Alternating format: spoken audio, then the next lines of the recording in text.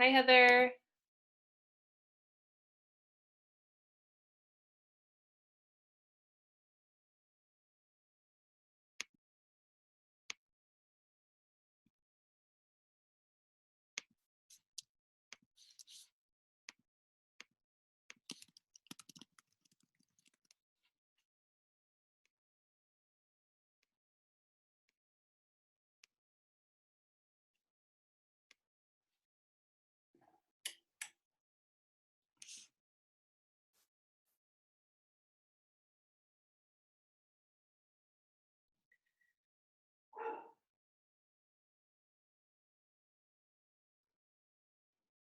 Hi, Heather.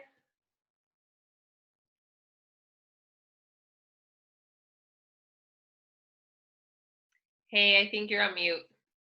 I think I just There we unmute? go. Yep, you did. All right. Good morning. Good morning. I'm gonna stop sharing. Okay. Hi. There. Okay. I was trying to set up a poll, Oh, and cool. I set it up, but I don't see it. Okay.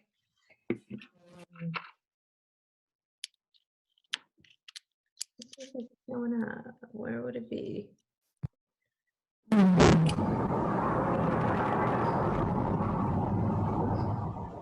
I have to share screen to show it now?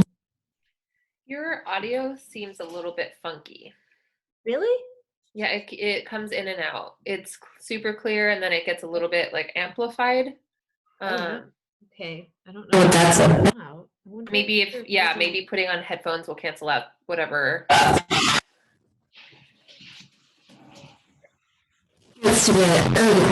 more worried that my cat is going to start going off in the background because he tends to do that. Yeah, I have 2 dogs, as you know. So I was like, Andrew, keep them somewhere else. Oh, you're lucky. Yeah, I don't know. Yesterday he was really acting up at this time. So, Oh man. let me see. Where did my polls go? They should just be here. Your audio is a lot better with the headphones in. Oh, that's good feedback. I didn't know that. I had no idea. Okay.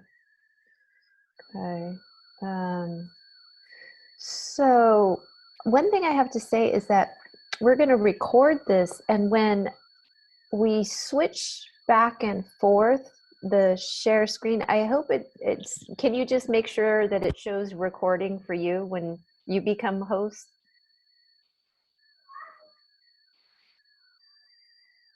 So yeah, so yep, it's recording right now on mine. Okay, great. Okay, great. All right, fantastic.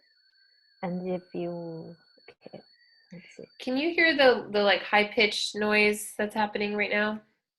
No. Okay. You hear a high pitched noise? Yeah. Sorry, I No, don't. And it's me? can you mute and then maybe I can see if it's you? Yeah, it is. I don't know. I don't know what it could be. I don't have like a radio on or anything. There's nothing. And I don't hear a high pitched noise. Is I don't know what it could be. Are your headphones completely plugged in? Yep. Okay. Should we try it without your headphones in again and see if it's, yeah, the high pitched noise went away. But let's try it without headphones, and if it gets a little bit warpy, we can switch. Okay.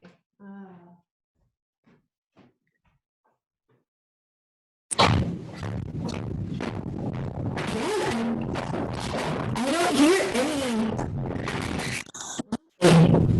Yeah. Sound, huh?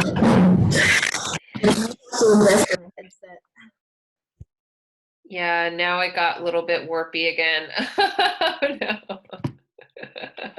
This is the first time because I've been doing Zoom meetings for the last 2 weeks and I haven't had an issue. That's too bad. Oh, I don't know what to do. We'll just power through it.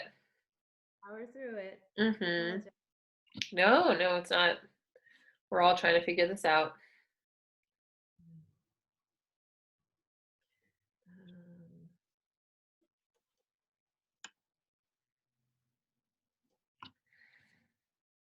I don't know whatever happened to those. The polls. Yeah. Still don't see them.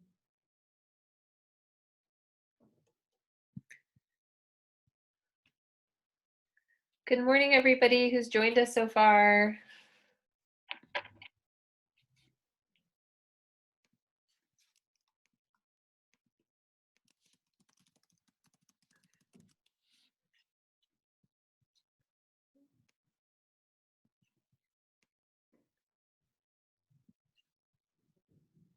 Hmm.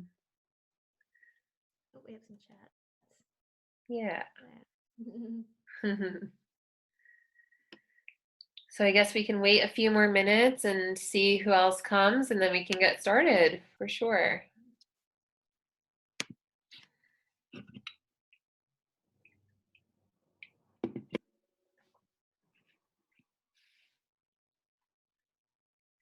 I've never done a poll on this. It's just this like Are you seeing it? yeah, the what are you looking forward to when the stay-at-home order is lifted? Yeah. Yeah.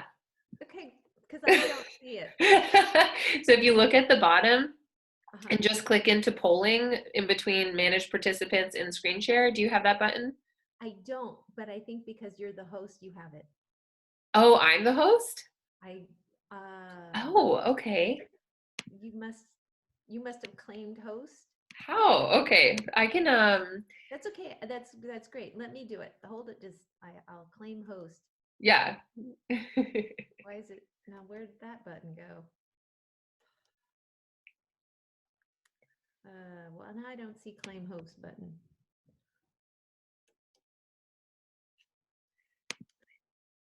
Don't know how to give you the host.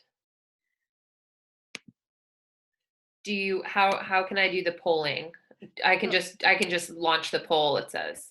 Yeah. Okay. And, why don't we start there? So we have people jumping in. So yeah, Emily, why don't you launch our poll and Okay. wait for people to join us. Mm-hmm. And I'll put in a note here for everybody. All right. So good morning, everybody. We are going to launch a poll. So if you can participate by just clicking whatever whatever you want to answer this as. There we go. Perfect. So the poll is in progress.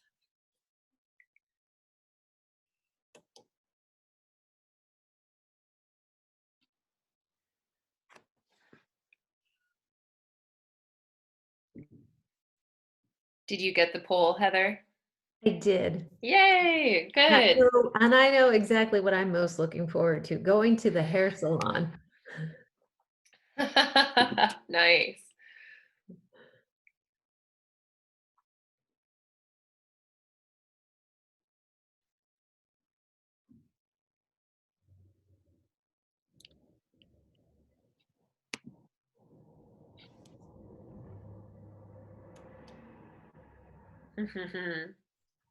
Somebody said attending class in person. Oh my goodness, I totally agree with that. Leading classes in person. I feel so fortunate that we live in the 21st century and we are here in the States, so we have this access to technology, but man, do I miss seeing my students in person and my colleagues. Yeah. Yeah, I miss getting my steps in.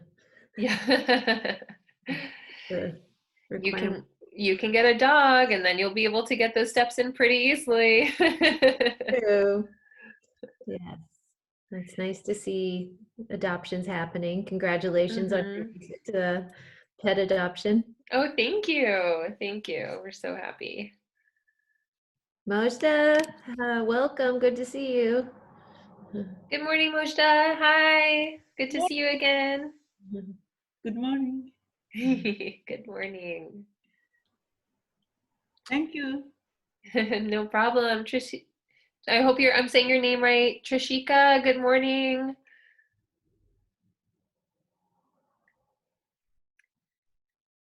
Okay. Okay, no problem.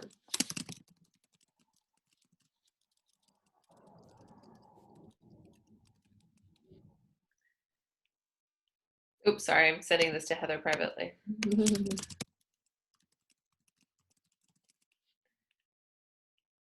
Okay, well, should we get started? I think so. I think we should get started. I will share my screen and pull up our welcome slides.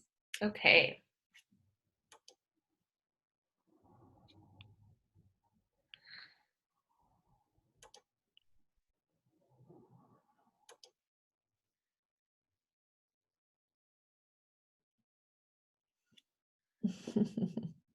It's just a matter of getting underneath that banner.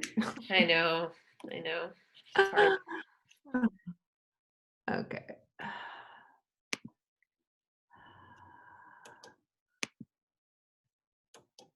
All right. Share. And no.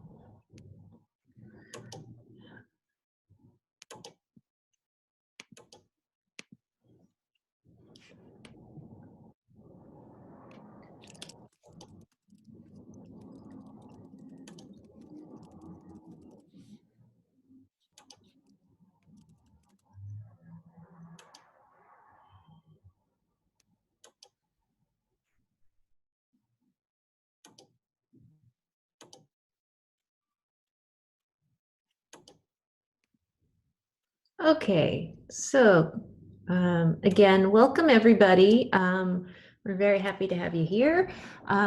We are expecting some more people, so I'm sure folks will straggle in. But we're very happy, as Emily had said, to have technology and be able to make this available to people during some difficult times. Regardless of what's happening in world events, just this time in the semester is particularly challenging. And so for the last several semesters now, Emily and I have been doing this Finish Strong Clinic. And the idea is that we do mini lessons around particular areas that seem to be challenges. And we want to give you some real concrete tips and strategies for how to overcome them so that you finish this semester strong. I'm going to introduce myself and then Emily can introduce herself and I'll give a little more information about Zoom and then we'll get started. I am Heather Herrera. I'm the Assistant Dean of Assessment and Accreditation for SOLS. I also oversee the Writing Center. So I work with the writing coaches and I teach some of the workshops, design the other ones. I'm the person you go to if you have any questions about the Writing Center. I hope you're familiar with it. If not, check out our website. Just so you know, they do offer free writing coaching. It's all virtual. It always has been. So we were before the curve. You submit your papers digitally, and then a writing coach, a professional academic editor, will look over your work and they'll spend about an hour to 2 hours. And then you can set up a Zoom conference call and discuss your assignments. Thing you should know is it takes about 48 to 72 hours to get your feedback. So you want to plan well enough in advance, but it's entirely free and it's a high quality feedback. And it can really make a huge difference in your work. So I want to encourage you, if you haven't already started to use the Writing Center, please do that. The agenda, Emily, why don't you introduce yourself? Hello, everybody. My name is Emily Myers. I have been leading workshops with Heather for the past few years, as she has stated. I also teach the Practicum in TESOL course through SOLS for our MED TESOL students. And I actually also graduated from USD. So I graduated with my master's 5 years ago, which is crazy now that it's that long. So I've been on both ends of the spectrum in terms of being a student and having my work read by the Writing Center at USD. At that point, we didn't have the Souls Writing Center, so I'm so happy we now do for our students. And now I help lead workshops on action research specifically, lit reviews, and then Heather and I host this writing clinic each semester, which is so much fun. So outside of that, I teach at Miracosta College and Southwestern College as well. So great to see you guys. Thank you so much for being here. Okay. I'm going to come back to the agenda in a second, but my next slide is what I wanted to show you. So I'm not sure how much you've been using Zoom. It's still kind of new to me. When you come into the room, the mic is on mute, but you can unmute it so that you can speak to us. If you look on the bottom of your screen and it says participant, if you click in there, there's a feature so you can raise your hand. And then we can, slow down and stop and take a question. There's also the chat box. You can put a question in there. So we do have, as I said, several mini lessons that we're going to cover. And if we start to go a little fast, just raise your hand or throw a question in the chat box, and we'll slow down and we'll answer your question. It doesn't look like we're going to have a big group, so I think we're not going to be talking over each other. And just so that everyone knows that we record these, and then we can make them available on our website so that other people who weren't aware of it or couldn't make it today, they can benefit from the instruction as well. So just so you know, it's all being recorded. Going back to our agenda. So Emily's going to cover organization, and then we get a 5-minute break, stretch your legs, get some water. And then I'm going to cover wordiness and writing for clarity. And then we'll have another break because that's kind of a long chunk. And then Emily will do the APA formatting basics, and I'll talk about how to write a good conclusion. Do I have any questions right now? Yeah. Are we ready? Okay. So, Emily, do you want to launch the second poll? Yes. So when I click into polls, it just has poll 1. It says share results or relaunch poll 1. Oh, well, what were the results of poll 1? Here, let me share the results with everybody. So it says that one person is looking forward to attending class in person. One is looking forward to going to the hair salon and barber, which might have been you, Heather. And then the last person said going to the beach in the park, which was great. I also am looking forward to going to the beach in the park. Yeah, we have to keep looking forward, so that's one of the questions I have put in the poll. The next poll is, what are you hoping to get out of today's work? Yes, and I'm not seeing that second poll anywhere, unfortunately. That's okay. We can just then go into organization. So I'm going to stop sharing my screen and you're going to take over, right? Great. Yep. Awesome. So thank you guys. Good morning. We're going to start off by talking about, we're going to start talking about organization. So let me jump into my mini lesson.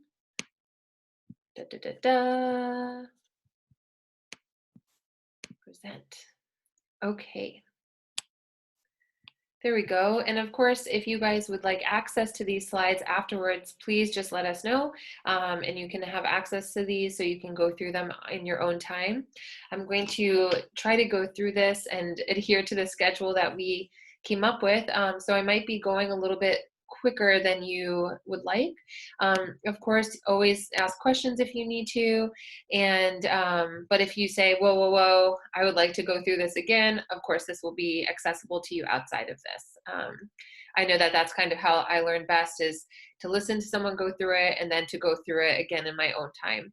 And Heather and I will always be open to questions after this. So if you start going through our slides again, in a week or in 2 weeks and you have questions, just, send us an email and we'll be happy to support you guys. So this first part is about organization and writing. And this is something that the Writing Center gives a lot of feedback about, and professors have sent us student papers saying, we really need to work with our students on the organization. The ideas are there, just how we present the ideas could be improved in a few different ways. So for this portion, we're going to go through thesis statements, topic sentences, transition words, and then order of importance. These are just 4 big areas that we often see student papers. We often give feedback, and so we want to definitely highlight these. And so for this mini lesson on organization, I'm going to be using one of my students' essays just as examples, just to kind of have a common thread throughout this so that we can see how it looks like, or what it looks like in practice. So we're going to start with a thesis statement. Now, as you guys probably know, thesis statements are the key, I call it the backbone of your essay. I always tell my students this. So if you don't have a thesis statement, the rest of your paper can be a little bit disorganized. And so if you imagine your backbone holding up your body, that's kind of what your thesis statement does for your paper. It really solidifies your central message. It gets that across to your reader, and then the rest of your paper, everything you write needs to be directly related to your thesis statement. And so providing a strong thesis statement to begin with can help hone your writing, because you can question yourself, does this relate to my thesis statement? If not, perhaps you're going off on a little bit of a tangent and you need to reel yourself back in. So the thesis statement can help provide a lot of direction. That being said, a lot of times thesis statements change throughout your writing, and that's totally fine as well. So we're just going to get through kind of what that means and some examples.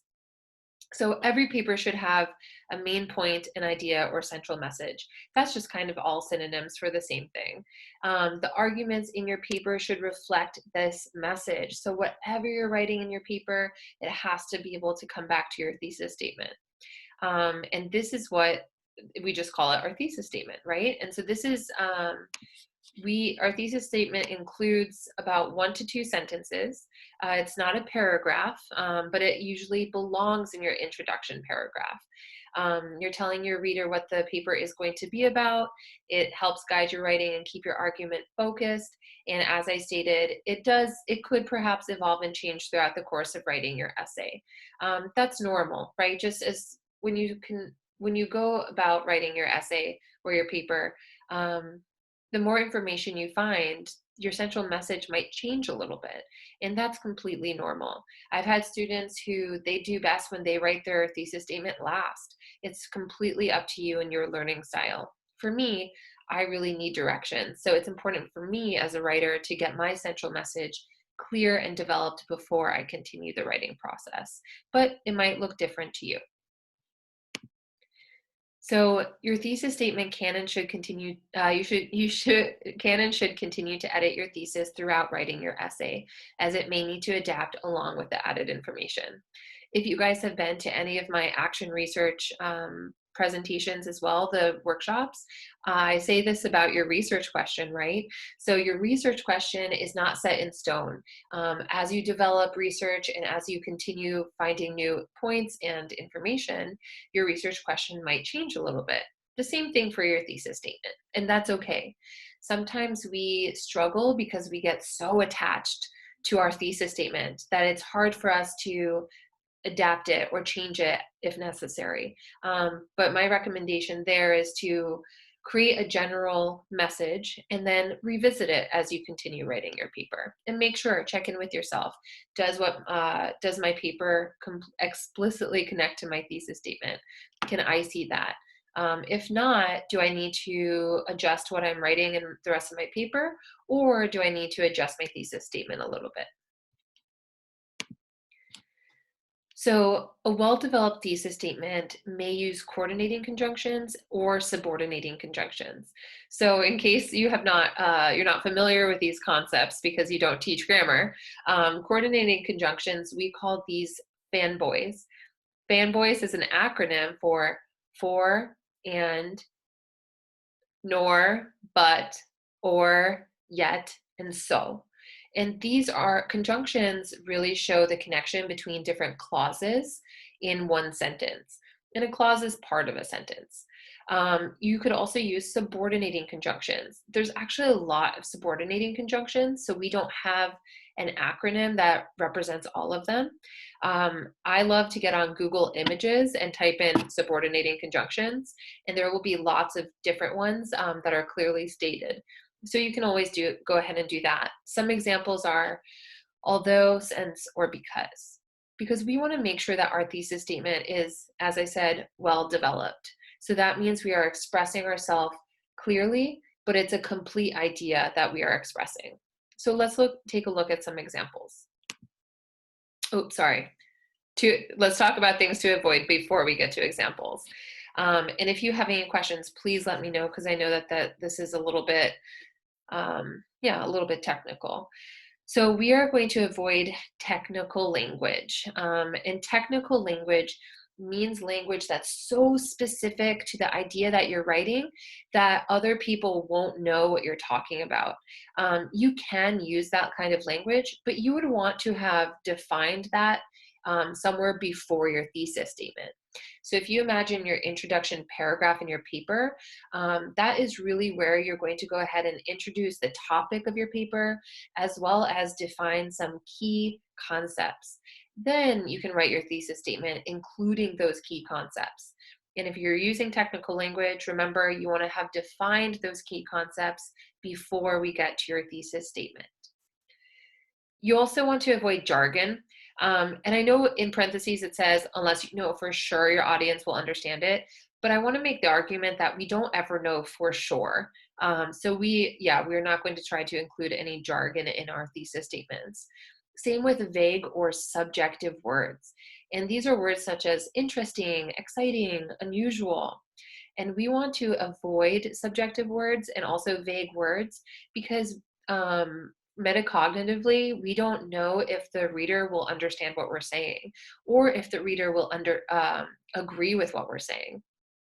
For example, I might say that something is very interesting and the reader might absolutely disagree with me. So immediately in my introduction paper, in my introduction paragraph, the reader already is opposing what I'm writing. So we want to avoid subjective words and also vague words.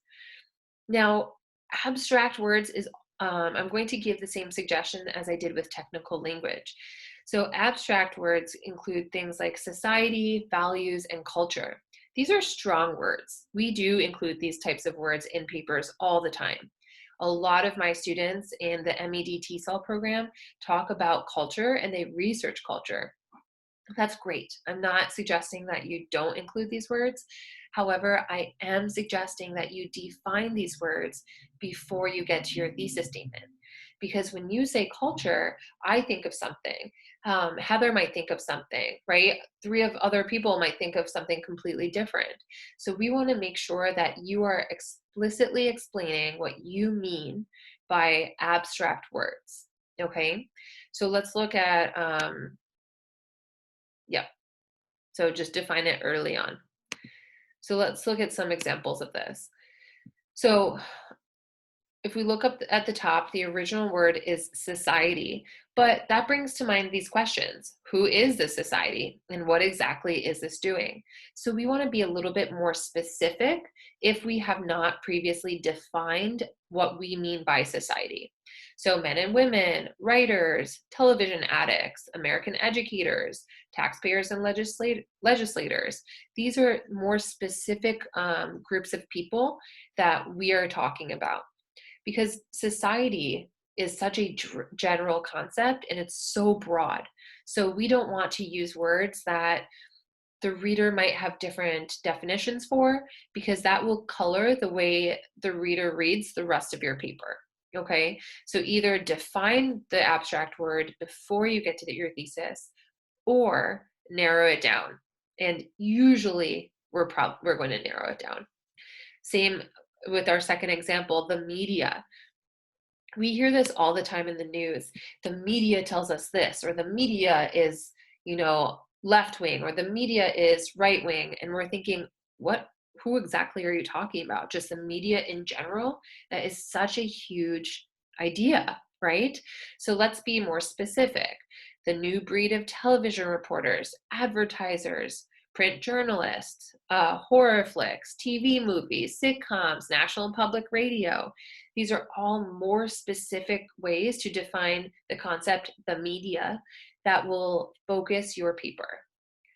And last but not least, let's pay attention to the verbs that we're using. So of course we can use be verbs like is, are, was, right? And that's kind of just standard writing. But we want to make sure that our paper is unique to us. And I sometimes struggle with explaining how to keep your own voice in your writing when we want to make sure that our writing is up to a certain standard academically.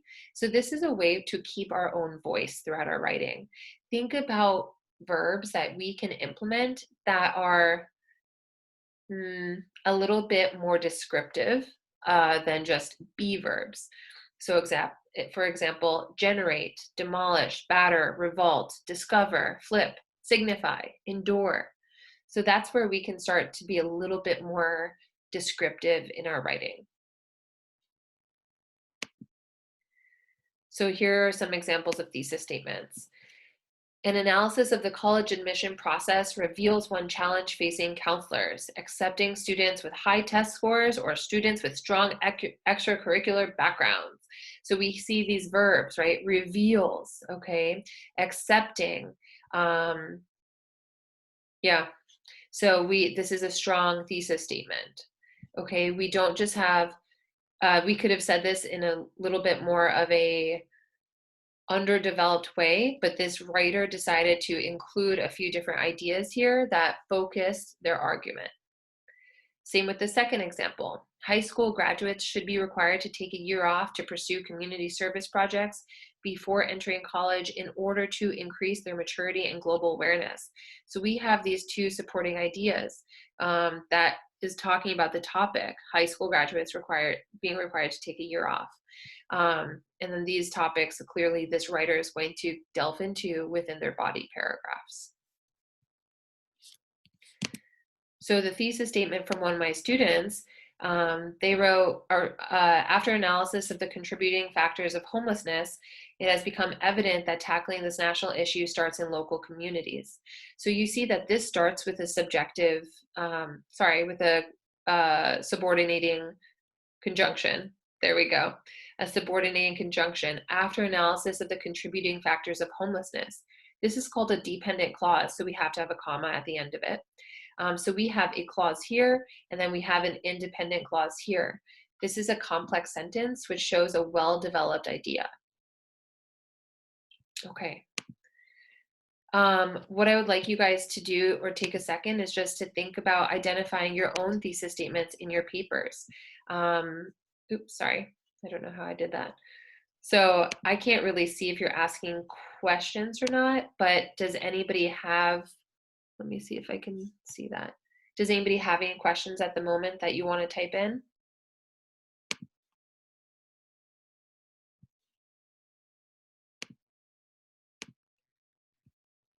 Perfect. Okay, well, thank you guys for responding. And again, if I'm going through this too quickly, just give me a shout. Be like, slow down. Okay. So since we don't have any questions at the moment, we can move on to our next idea, which is topic sentences. Now, topic sentences are like mini thesis statements.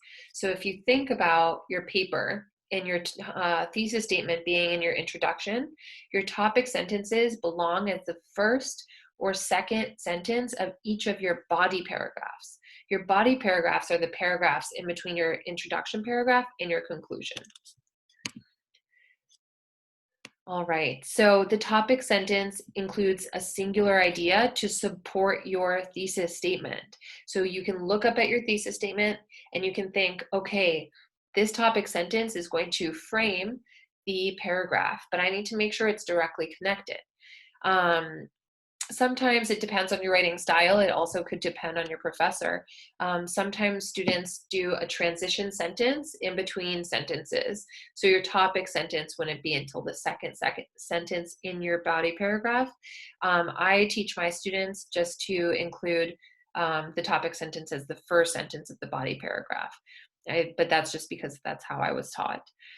So just imagine that the thesis statement gives the main idea for the paper. The topic sentence gives the supporting idea for the paragraph.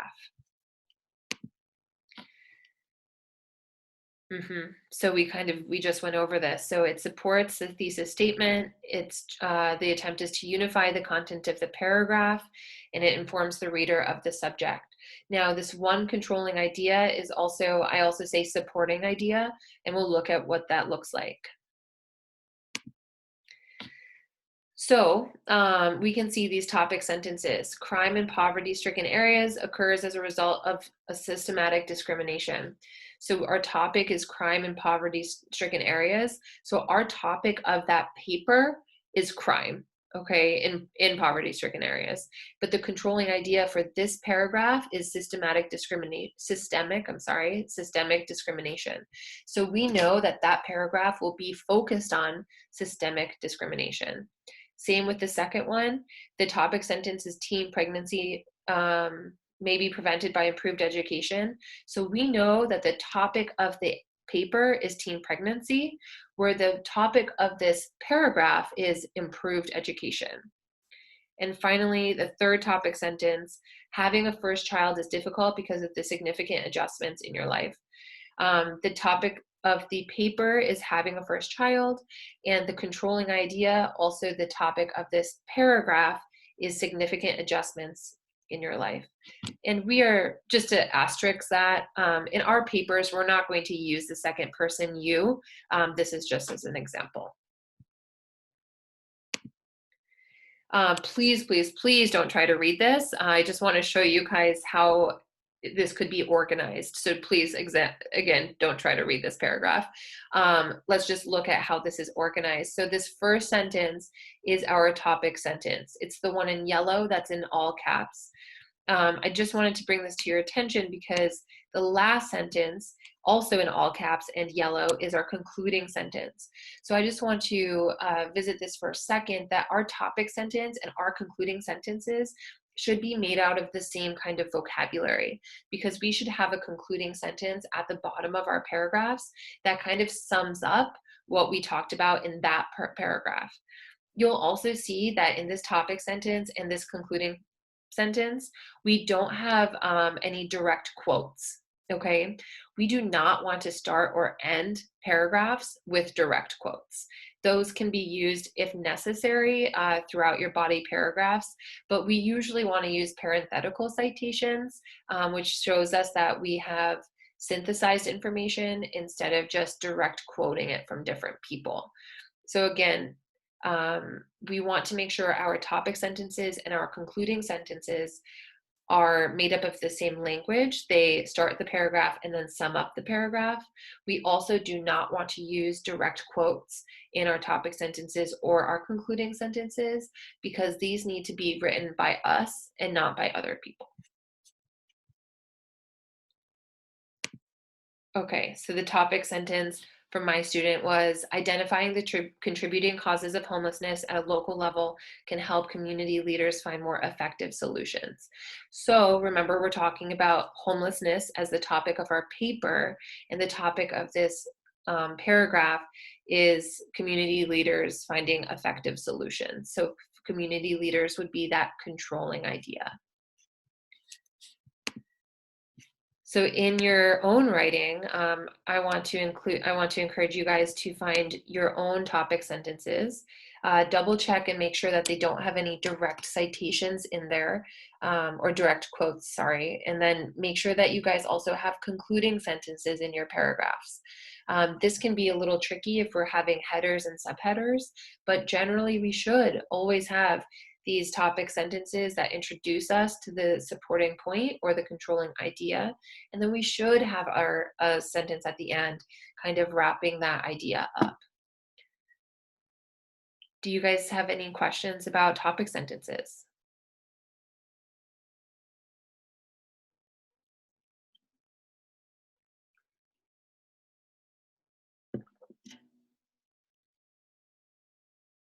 Great.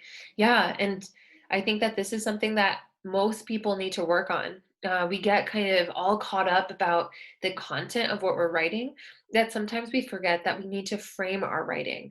And that just means adding topic sentences, concluding sentences, just to give the reader a heads up, hey, this is what we're going to get into in this paragraph. So yeah, if you need to work on that, you are not alone. I would argue that most of our papers that come to the Writing Center, we provide feedback about that. And that can really help with organization as well. Great, you guys, thank you. Yeah, and so that's interesting because just remember that concluding sentences, depending on how you organize your writing, we should for longer papers, we should have headers and subheaders. And so sometimes if we have a bunch of subheaders, like subtopics within one topic, we don't necessarily need concluding sentences on every single one because some of them are connected. So just think about your paragraphs in terms of how's the flow of your writing? Is there a transition between sub paragraphs? Because maybe at the end of one paragraph, you transition into your next topic, or at the in your topic sentence, you might have used a transition from your previous paragraph. So just you could think about it that way as well. Does your writing flow? And if not, why? And perhaps it is just adding those concluding sentences there. I think I was just saying concluding paragraphs. I'm only talking about concluding sentences. Cool, of course. Yeah, absolutely. Okay, this is one of my favorite things ever to talk about, and that shows you how much of a nerd I am. But transition words are so important in our writing. And I know that for some of my students, they think that transition words are only necessary for people who are not advanced writers for some reason. I've had some pushback with students saying, oh, but these are kind of like training wheels on a bike. Once I get to a certain level of writing, I don't need transition words. And I really just don't agree with that idea. I think transition words and transition phrases are extremely necessary in our writing to show the readers your connection between your ideas. So let's talk about this. Transition words and phrases can create powerful links between ideas in your paper and can help readers understand your logic. That's so important, especially the ending of this. Understand your logic. I've read so many student papers where I say, wow, this is a really important point, but why does it fit here? How does it fit here? Why did you include this here? And the student is able to verbally articulate, oh, it's connected in this way, and I understand it, but the student also needs to show that the reader how it connects in their writing. So I say, okay, let's add some transition words and phrases so that way it's less clunky. What I mean by that is just like idea, like clunkiness, and we work on our flow. Again, we want to make sure that this is organized well and that your writing flows well together.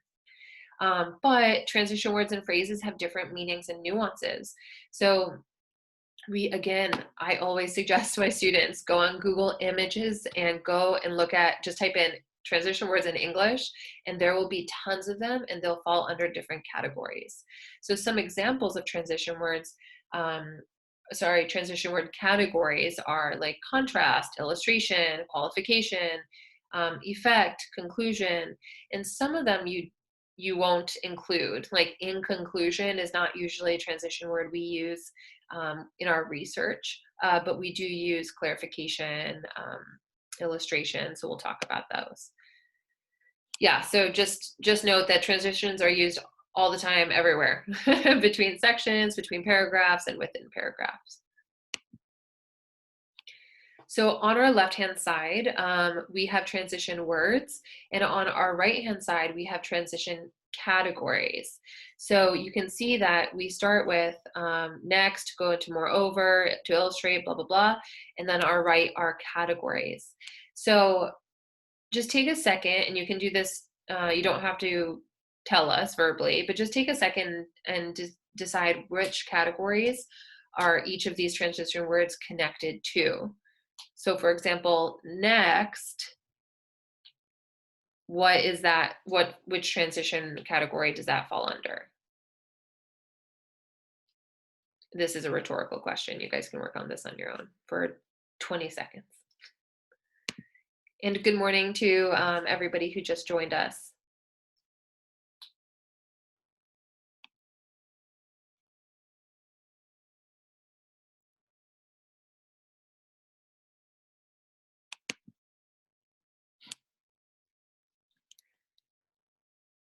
Okay, so the next slide is going to be a little bit confusing, but that's why we're going to share the slides with you so you can come back and look at this in your own time.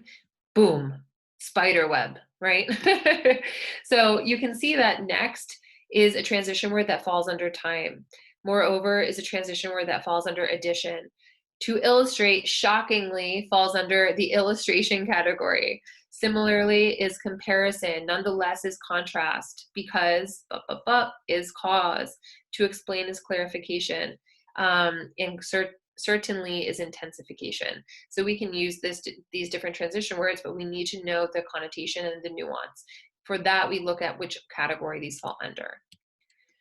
Again, we do not need to read this paragraph at all. I just want you to pay attention to the phrases that are highlighted in yellow. Now, we don't usually use a transition word at the beginning of our paragraphs, okay? I just wanted to show you how this could be used. We can look at the transition words in the middle, right? So we're using in fact, instead, furthermore, indeed, however, because, for the purpose, perhaps, to sum up. So we are using these words to show how our different sentences are connected. And that we look at, okay, causation, contrast, time, intensification. So we're using these words to show the reader the connection between our ideas. And it's important, you guys, I promise you. This will alleviate a lot of questions that your reader has for you and help with your flow and to make your writing less clunky. So just take a second and think about the transition words that you use. A lot of students, they pick like 3 transition words that they feel really comfortable with, and then they use them over and over. That's something we also want to avoid. We want to use a variety of transition words so that our writing does not get repetitive. As I said, jumping on Google Image and typing in English transition words really does wonders for figuring out kind of synonyms that you can use. Which is, yeah, I mean, that's how I do it in my writing. It's helpful for me. Do you guys have any questions about transition words?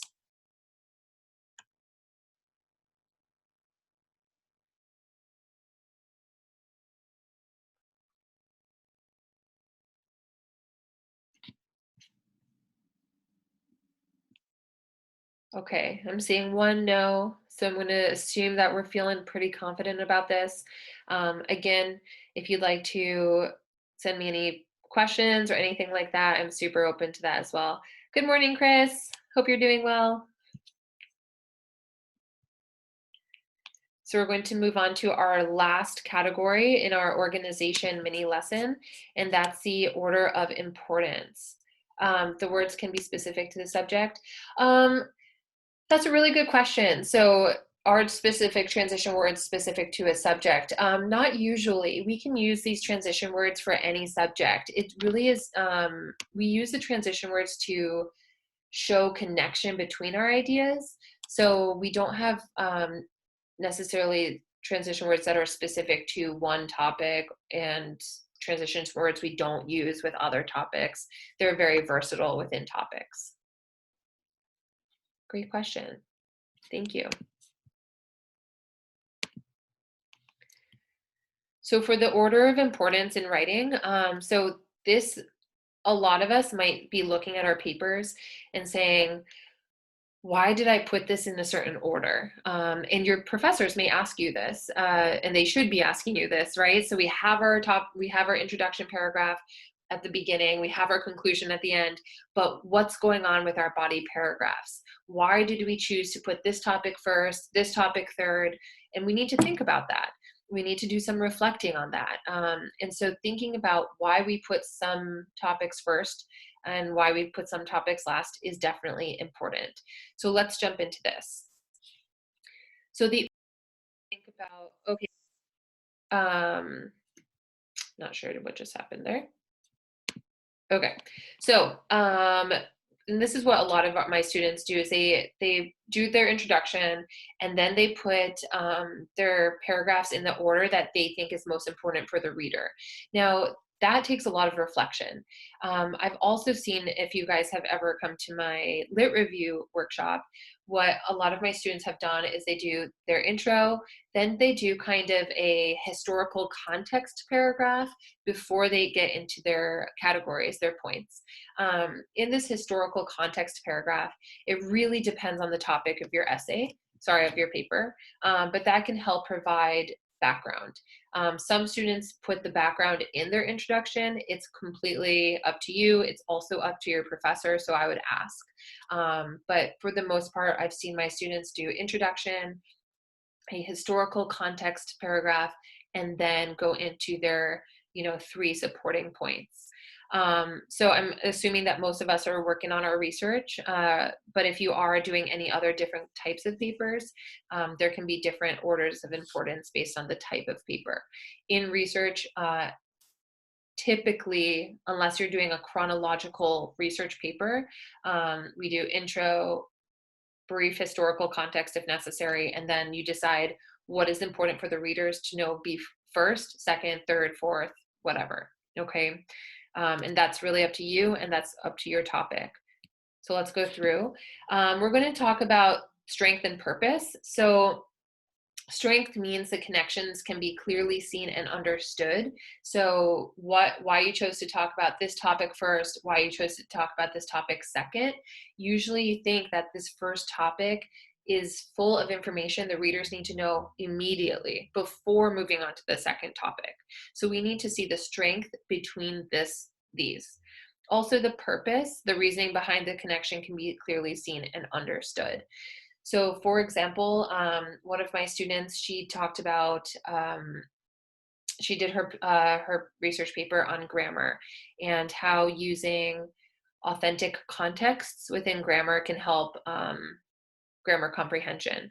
So she did an introduction, she did a brief historical overview of grammar teaching methods, and then she went into her first teaching her authentic context, what that means. Then she went into, I think it was 3 different types of authentic contexts that she was trying to make the argument can be used effectively. So she gave us a little bit of a historical background, then she defined what authentic context was in its own paragraph, then she went into specific authentic contexts. So again, we're just kind of setting the information up for the readers, what in the way that makes the most sense for them to understand what comes next. So every paragraph should inform what comes next. Sometimes it's hard because our topics are really different, but we need to, again, work on flow. That can be seen in our topic sentences and our concluding sentences that we've already covered. So in body paragraphs, in lengthy research papers, you should absolutely be using headings and subheadings, okay? Absolutely in research papers. And you can always jump on and see the headings and subheadings formatting. APA formatting came out with the 7th edition in the fall. I know that USD has not required students to use that until fall of 2020, but the headings and subheadings have changed in APA formatting between 6th edition and 7th, but you should 100% be using these. You can also organize your papers chronologically, thematically, and methodologically. 98% of papers that I have seen have been organized thematically, because again, most students are not doing longitudinal studies where they would have to go through chronological order.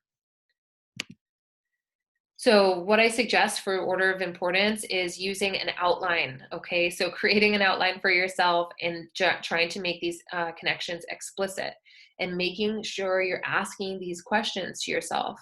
Why did the topic of body paragraph 1 go first? That's just a basic question. Why am I choosing to include this in my first body paragraph? And then asking yourself the question, what is the connection between body paragraph 1 and body paragraph 2? And reflecting on that. If there's absolutely no connection, think to yourself, okay, is this the order that I want to put it in? And it might just be that body paragraph 1 is more important than body paragraph 2. You think that the reader will get more out of your paper if the topic of body paragraph 1 goes first. That's a completely great answer, but we just need to make sure, what are these connections? Why am I choosing this? This needs to be purposefully done. I've sat down with tons of students and I've said, why did you choose to write this topic in your first body paragraph? And they say, I don't know, I thought of it first, which is a fair argument, but we want to make sure that everything is purposeful. Okay. Yep. And so we're actually going to skip this. You guys can look at this, but this is the example from what my student came up with. So in your own time, you guys can go through this. Let's talk about the connection in the order of importance within examples. So we just asked ourselves about the order of importance between body paragraphs within our writing, but we also need to ask ourselves these questions within our examples as well. So what is the connection between evidence 1 and evidence 2? What is the connection between evidence 1 here and evidence 2 here? So you want to think about order of importance in terms of your paper in general, in terms of paragraphs. You also need to think about that on a micro level in terms of the information that you're providing your readers within your paragraphs. So thinking about, why did I put this evidence first and this second? And that might just be because this one has more information, or that this one is more important, or that this one informs the second one.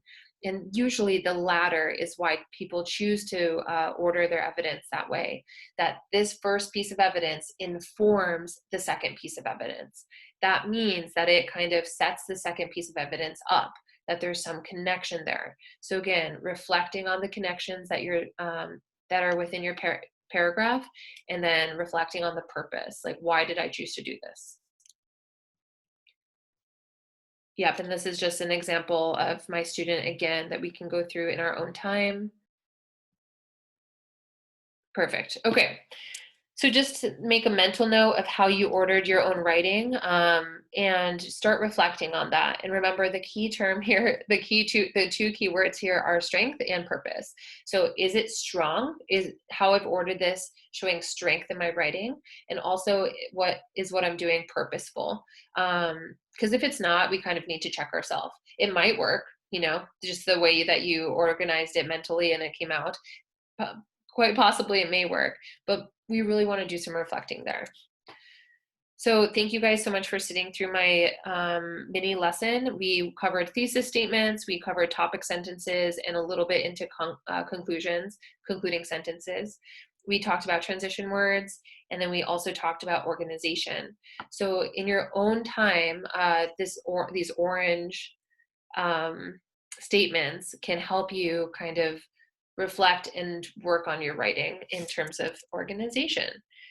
Does anybody have any questions about the organization part of my mini lesson? Because I've asked you guys about the rest. I see that we have some questions. Yeah, Chris, sorry about that. I just am seeing your question. The PowerPoint will be, should the PowerPoint be visible? Yes, the PowerPoint should be. Have you not been seeing my PowerPoint?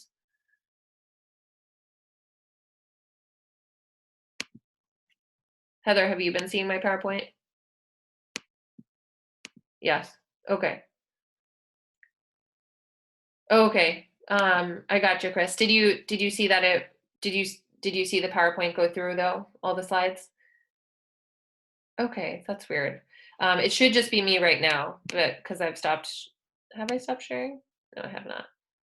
Okay, well, I will share the PowerPoints with everyone when we're done with this. Sorry about the technical glitch. Does anybody have any questions about organization before we move on? We take a few minute break? Yeah, we'll take a 5-minute break and you can make some notes to yourself. And then we have time built in at the end also to go over anything. So why don't everybody have like a little 5-minute brain break, grab Okay. some water. And then I'm going to jump in and do writing for clarity. And if you have any examples from your own work too, we might be able to fit that in. We'll see how time goes. But everyone take a 5-minute break. And at 11, I'll start with talking about writing for clarity. Great. Thank you, guys.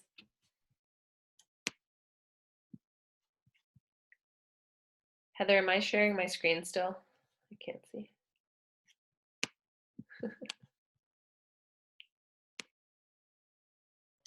No, you're not sharing the screen. Okay. I'm going to take over the screen though. I'm going to try to. Let's see if that happens. You could tell me if you can see my screen. Yep, I got it. Oh, good. There was a quick second there where it seemed, well, for me, I thought it was just me. I lost my connection. It completely cut out.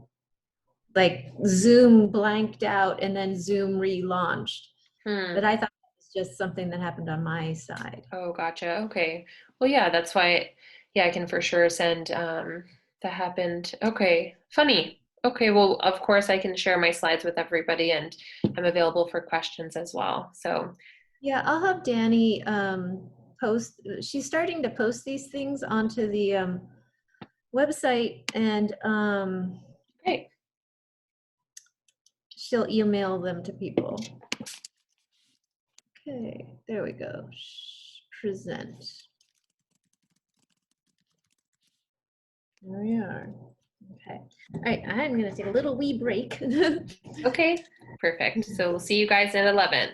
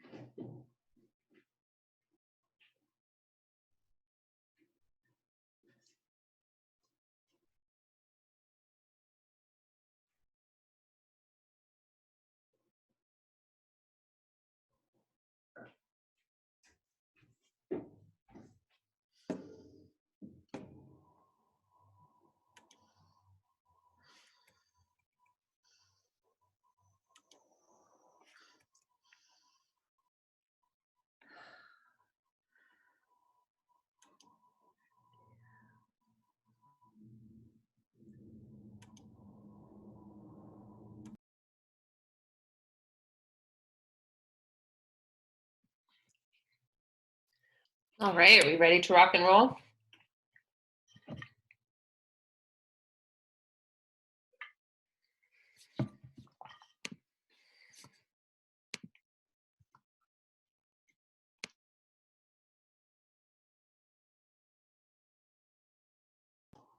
Okay. All right. You can hear me, right? Yep. Okay, great. All right, everybody. So welcome back. Emily, you did a great job. I've seen you do this, and every time you just nail it. And it's a lot to cover in a condensed amount of time. But Thank you do a good job of capturing those very essential, basic things that need to be reinforced no matter how long you've been writing. Thank you. Okay, everybody. You'll have to let me know if there's any trouble with my sound. I'm hoping it's not giving you any trouble, but it might, and just let me know if you need me to repeat anything. So let me start. Let's talk about, whoops, I'm seeing some chat stuff. What is that about? Let's see, I'm just going to open up my chat box. I'm ready. Thank you. Okay, I can hear you, but I can't see you. Well, we're going to go over slides. So do you need to? I'll start the video anyway. There you go. There you go. Okay. All right. Writing for clarity. One of the things that's important as you're approaching the end of this semester and you're wrapping up some final projects is the idea of making sure that the writing, now you've done all of this work with getting the ideas together and doing the research, but now it really is time to focus on the sentence level issues of your work. And that's what I want to focus on today. How can you polish? And this is when you do it. You don't put this much energy into the final product when you're just trying to come up with your ideas. You want to give yourself freedom to be thinking and not worried about the little things. But now I'm going to help you with some tips on how to deal with the little things. So let's see. Saying more with less. So we're going to start with this sentence here, which is, as reported by Inside Higher Education, students were told by university administration that tuition would be increased by 3%. So our objective today is that we'll have the skills to be able to take this sentence that has 20 words and condense it into 12. Oh goodness, now you're gonna hear my cat in the background. I apologize for that. How do we do it? Well, by the end of this mini lesson, I hope that you'll understand how you can take that sentence and convert it into something more along the lines of, according to Inside Higher Education, USD officials announced a 3% tuition increase. Let's see. So what are the culprits? What interferes with our writing for clarity? So I have a list of the culprits, which I'm going to get around to, but these are the things that if you do nothing else, when you're doing the final drafts and you're looking through your work, look for unnecessary phrases. I'm going to go over those in detail in a second. You'll also want to be looking for tiny words. I say tiny words, big problems. There are words that the gerunds, you know, ing and tion words, often those are problematic. We have helping verbs that get in the way, which I'll go over in detail. We have vague pronouns. This is when we have a this or a that at the beginning of a sentence and it's unnecessary. We have the ly words. Those are all those adverbs that tend to produce bloated writing. And then the passive voice. And we'll talk about how to eliminate the passive voice. And then there's imprecise language too, which we'll talk about. So starting off with the unnecessary phrases. This is the quickest and easiest way. If you had only 5 minutes to do some revisions, this is the quickest and fastest way to reduce wordiness in your writing. We don't need to say, I believe, or I think, or I feel, or in my opinion. You're the person writing. So write with authority and go through your work and eliminate all of those statements and just start with the idea. So here's a sentence. that a student wrote, you know, I think that college has in some ways become unappealing, blah, blah, blah, blah, blah. We don't need, I think that. You can just start with a strong sentence. Start with your topic. College has in some ways become unappealing. That's much stronger. There you have it. And you've eliminated 3 words. Okay. Here's a list of the tiny words, big problems, right? So the tiny words are often prepositions, and those are the words that are showing some kind of a relationship to something, right? Again, if you have, this happens often if you're writing a grant or you're doing an abstract for maybe your research project, and you have a word limit you're looking to meet. If you go through your work and you just look at the small words and make some decisions about whether or not they're needed there, you can revise your work. So I say take this list, tape it next to your keyboard, and it can help you out. And I'll give you some examples of what I mean. I think, I'm gonna move my chat box. I think that college has in some ways become unappealing to people because they feel forced to major in something they're not interested in just to make the big bucks. So we have a lot of the tiny words in this sentence. So take a little time and ask yourself, I call this preposition abuse. Ask yourself, how could you, what changes would you do to this sentence to get rid of some of the tiny words?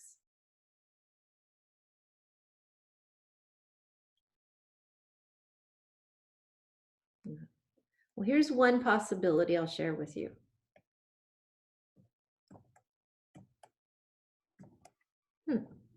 Why is my, not,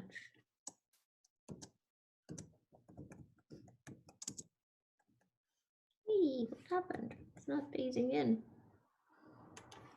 There we go. All right.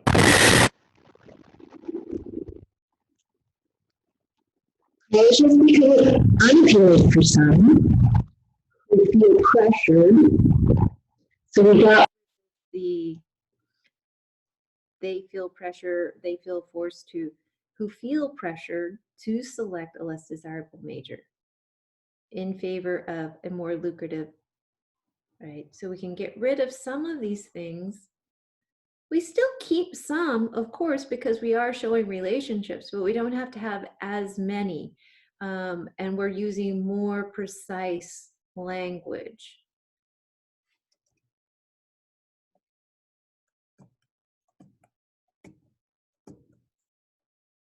Do you have any questions about the sentence?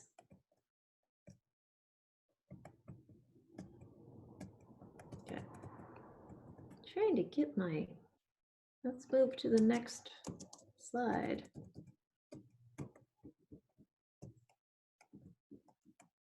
What's going on here? There we go. All right, now we can talk about the ugly words, the LYs. Okay. So we know what the adverb does, right? It helps describe or give additional information, usually about another verb or an adjective. And some of those culprits are the words like actually, really, truly, definitively.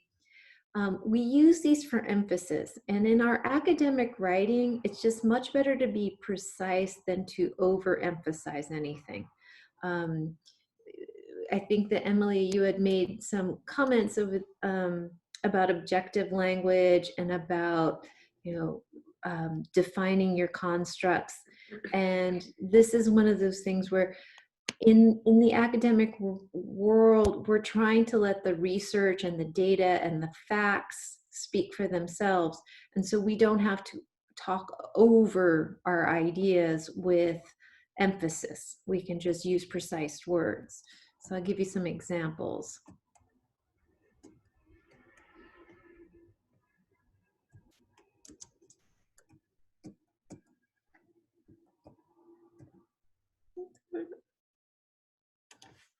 All right, so climate change is actually humanity's greatest challenge.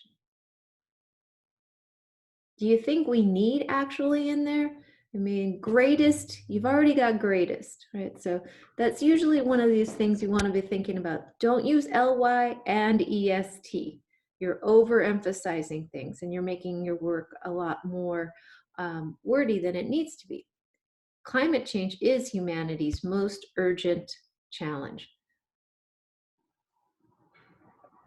Very simple things. What I'm going to suggest they're all very, very simple things, very concrete fixes that you can go in and tackle in your work.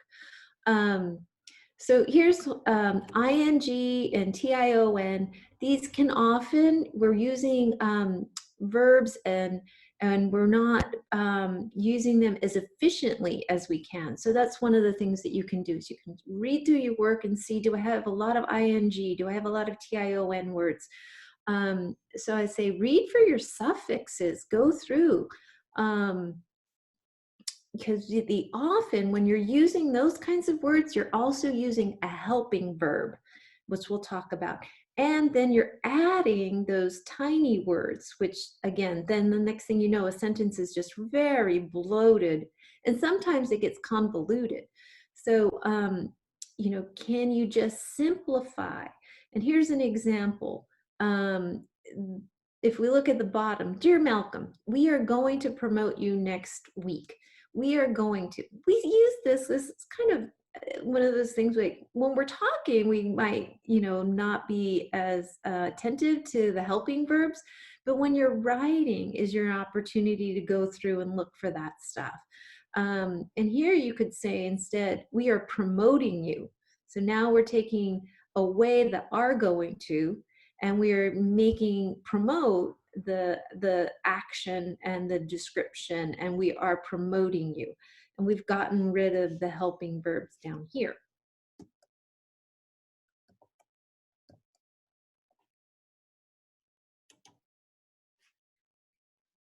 I have to keep moving this text box. There we go. Right? Here's another sentence. In order for frameworks such as culturally relevant pedagogy and culturally competent to work, teachers must have training on how to participate in the implementation of strategies.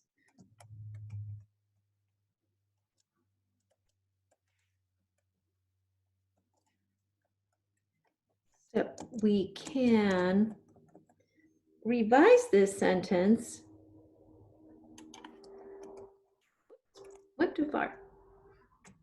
Okay, so here's another tip. In order to, we can get rid of those prepositions, the in, right, and just start with, you know, for students to benefit, because we didn't know who was benefiting, for students to benefit from culturally relevant pedagogy and culturally competent frameworks. School districts, we need to know who's going to do this, train and implement. So now we've taken this, we can get rid of must have, we can get rid of the have, that helping verb. We can just use this as what is the action that needs to take place? Train. And to do what? Implement. Okay, and we got rid of so many little words. The next culprit that I'll talk about is the passive voice. And this is something that is a big topic in academic writing. A lot of times we hear the passive voice, and so as we try to counterbalance and say we want active voice in your work, because it can be really confusing and wordy. And here's an example. When you have passive voice, you don't know who the actor was. You don't know who's done something or who's responsible. So the data tool used in this research was drawn from data that was collected from an interview with 5 open-ended questions. So the data tool used in this research was drawn from data that was collected from an interview with 5 open-ended questions. We didn't know in that sentence who did this, but now if you change this into active voice, researchers collected data from interviews consisting of 5 open-ended questions.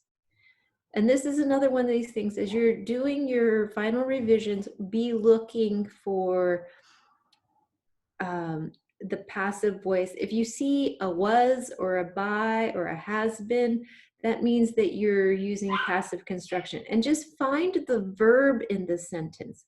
Up here, you'll see collected. We're communicating about something that was collected. So just who did it, what did they do, and then the rest of the sentence.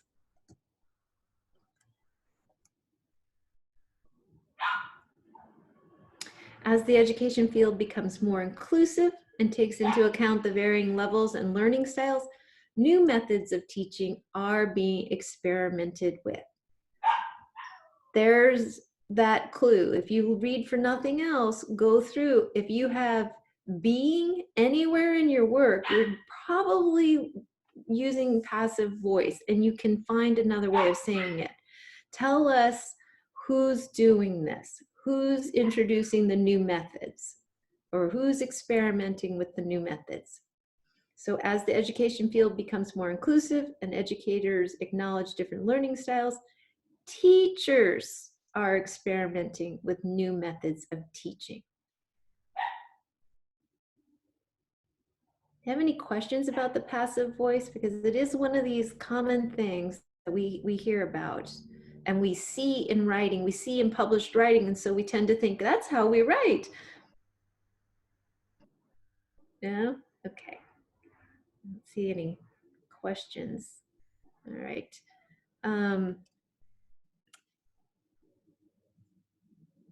Go on to the next. Okay, now some more tiny words, but this relates to what we talk about when we talk about the helping verbs, right? So if you can avoid infinitive phrases, you know, we go back and forth with technical language, but again, these little guys here, am, is, are, was, were, be, being, been, usually they're holding back ideas. So you can use more precise language than using these little verbs here. So for example, you know, I was looking over somebody's action research, and they had written that some students are afraid of notebook checks. Is a perfectly fine, legitimate sentence. It really is. But is there another way of expressing the same idea without the tiny word are or is? Is there something more precise? Instead of are afraid or is afraid, what could we say? What is a verb, a descriptive verb that is the same as afraid? Some students fear notebook checks. Then we have, you know, other ways of doing this, which could be to show instead of tell. We probably remember that back from freshman composition. Right? Some students are fearful of notebook checks. Again, perfectly fine sentence.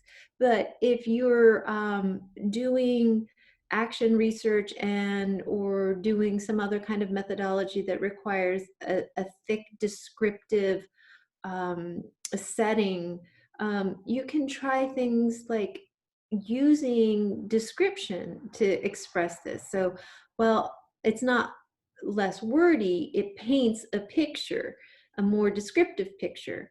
So while observing the classroom, I noticed during notebook checks that most students' body language stiffened and they refrained from making eye contact with their teacher when asked to see their notebooks, even when they had entered their writing responses. So you can try to find variety without having to use the same verbs all the time. You have a little tool chest of options here. Here's another example. It is the governor who signs or vetoes bills. let's zero in. What's the action in that sentence? Sign, right? So the governor signs or vetoes bills. We can eliminate the vague pronoun it. We can eliminate the small helping verb is and just say who and what the action was, right? Another example from a real writing sample. As classrooms increase are getting more ethnically and culturally diverse, there is a growing need to respect, appreciate, and integrate students' culture and funds of knowledge in the classroom environment to maximize their learning. The are getting, how can we move away from using are getting or there is, or just those small verbs? As ethnic and cultural diversity increase in classrooms, the need to respect, appreciate, and integrate students' home culture and funds of knowledge also increases. Do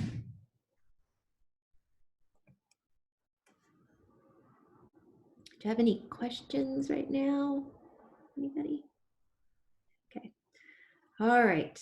Another one of my things that drives me a little bit batty is the vague pronouns. And you can do an exercise for yourself. And usually when we're doing the workshop on campus, we'll have people take out some piece of writing and look at the beginning of your sentences. Just scan the beginning of every sentence and circle if you've started with a pronoun.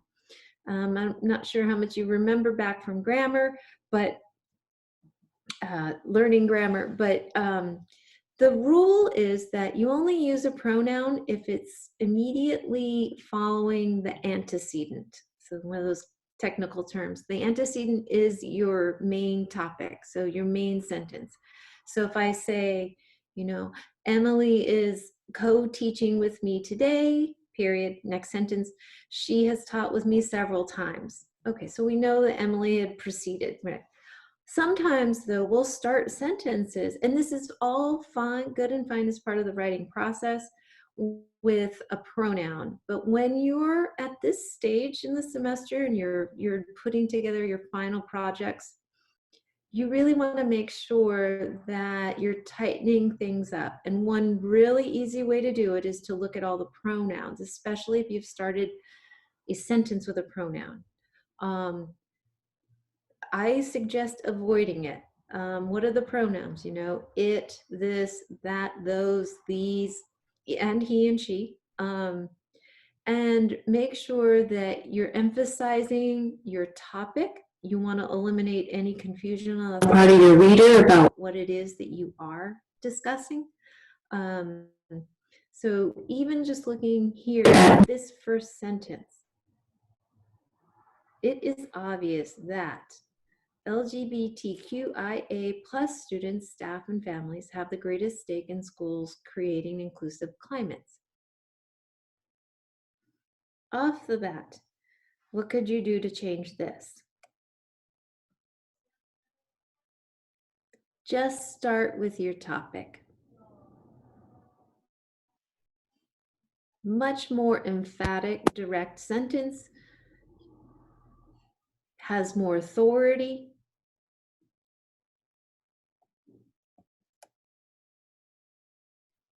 That's it.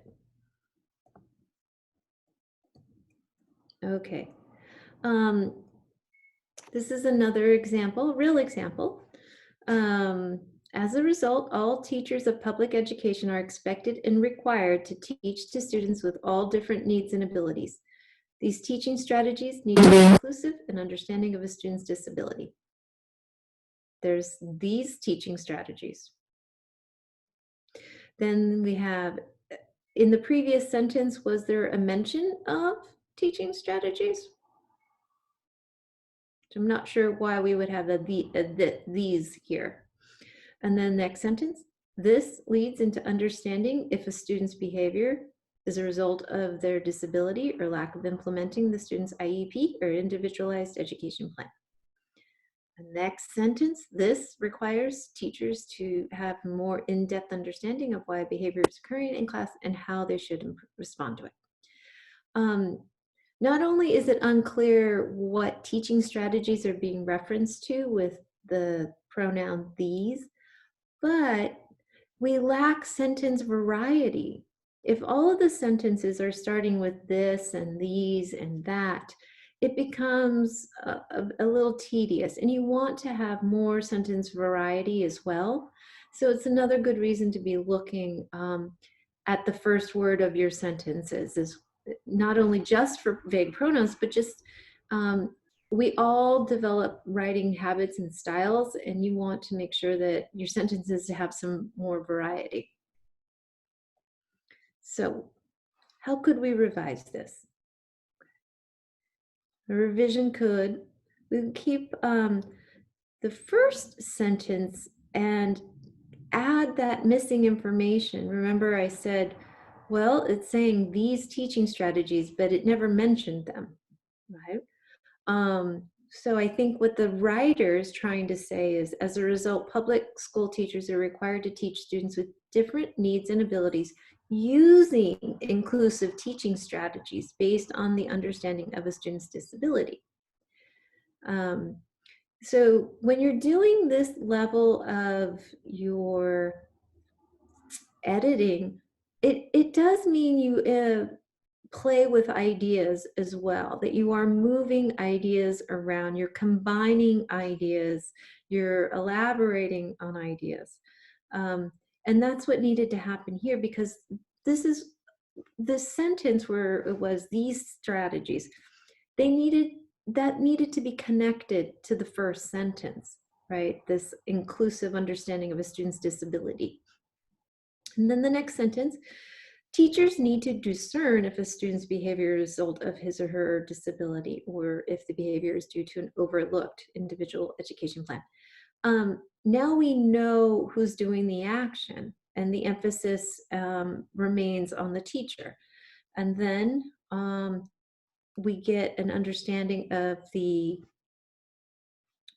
implications, which is what this part of the literature review is trying to emphasize, is what are the implications of doing this? Well, acquiring such knowledge will help teachers respond appropriately. Okay. Do you have any questions about that one? No? So I know this is all a lot to take in, which is why we make these available for you to look over at your own time. Next, we have word choice. Okay. This is another good time in the writing process for you to be thinking about your choice of words. So you want to be specific, you want to use precision. I think as you're feeling closer and closer to your final draft, I always say, interrogate every word in a sentence. And here's an example. So the politician talked about several of the merits of after-school programs in his speech. How could we change that? So instead of the preposition about, going back to the piece on small words, if we have about and we have of and of, if we could get rid of that, is there one word? Praised, touted.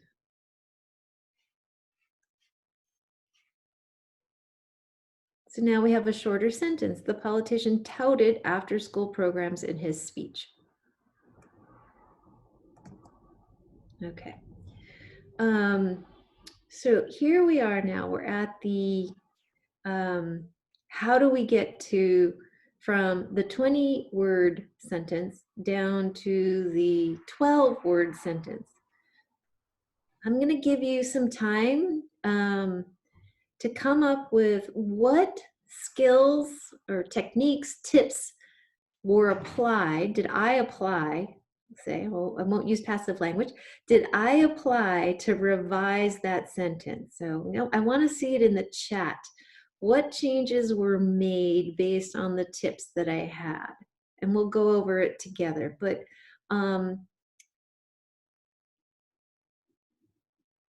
let's see, what do you all think techniques were used here to move from, as reported by Inside Higher Education, students were told by the university administration that tuition would be increased by 3%. What's going on in this sentence that was changed, that got us to 12 words?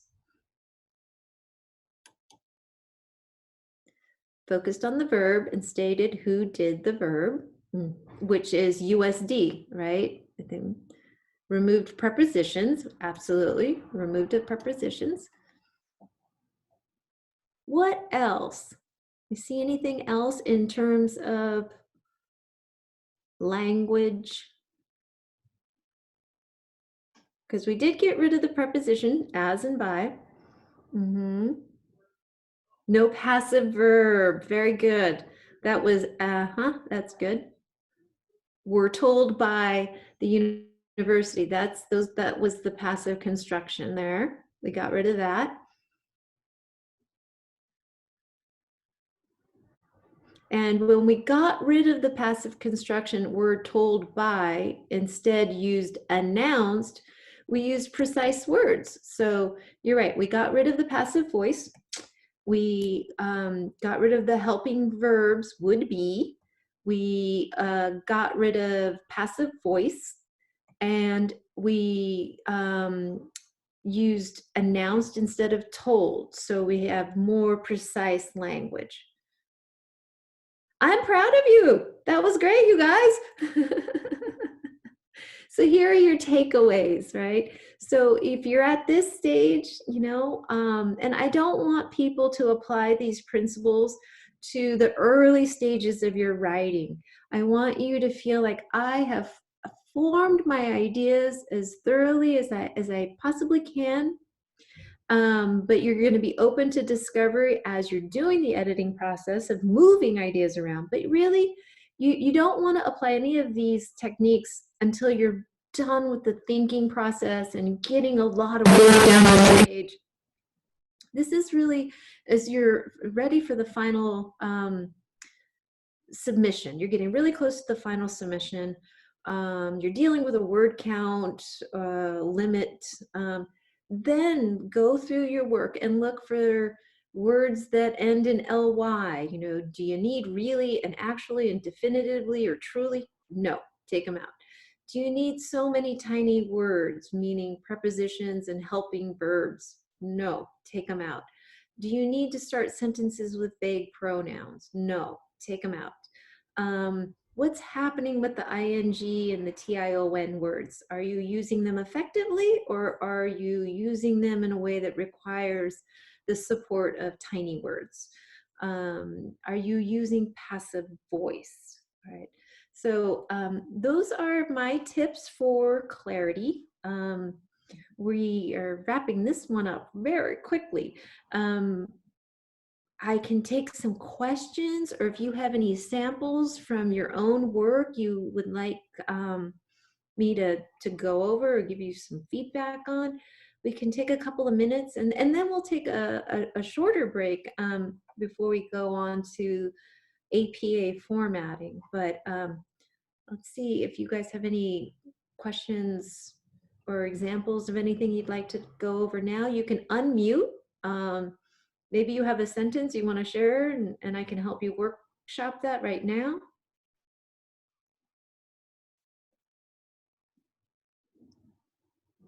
Or I can go over any of the topics. Is there an online link to practice? I don't have an online link, but of course, you know, you can send in work to the Writing Center. You can give the writing coach some direction and say, you know, I feel like I struggle with passive construction or passive voice. Could you help me look at that? Or ask them, am I using too many helping verbs?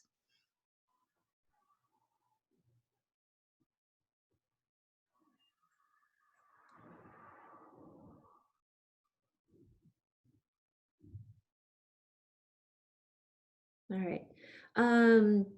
So Emily, do you want to take a 5-minute break and then we'll do the APA format? Yeah, I think that sounds great. Great job, Heather. That was super useful. We have some, did you go through some of the, yeah, prepositions in the chat? I think people mentioned, Carolyn mentioned prepositions, focus on verbs. Perfect. Awesome. I like this.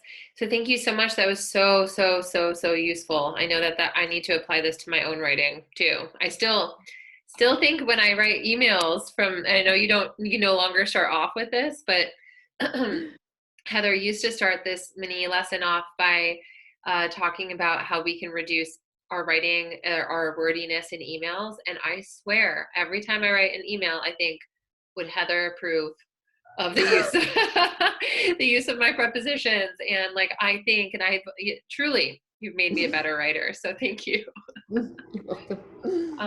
So yeah, we can take a 5-minute break and then we can get started with our APA formatting at 11:41. That sounds great. All right, you guys go get some water or whatever you need, and we'll meet back here in 5.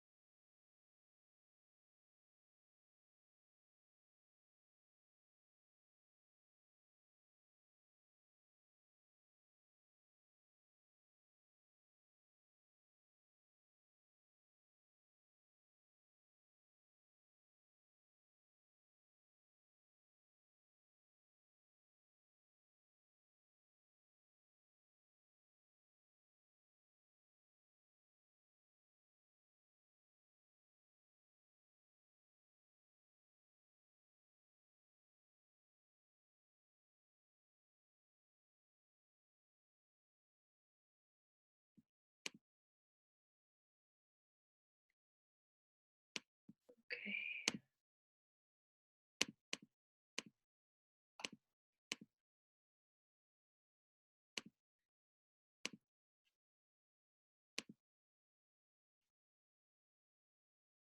All right. ba.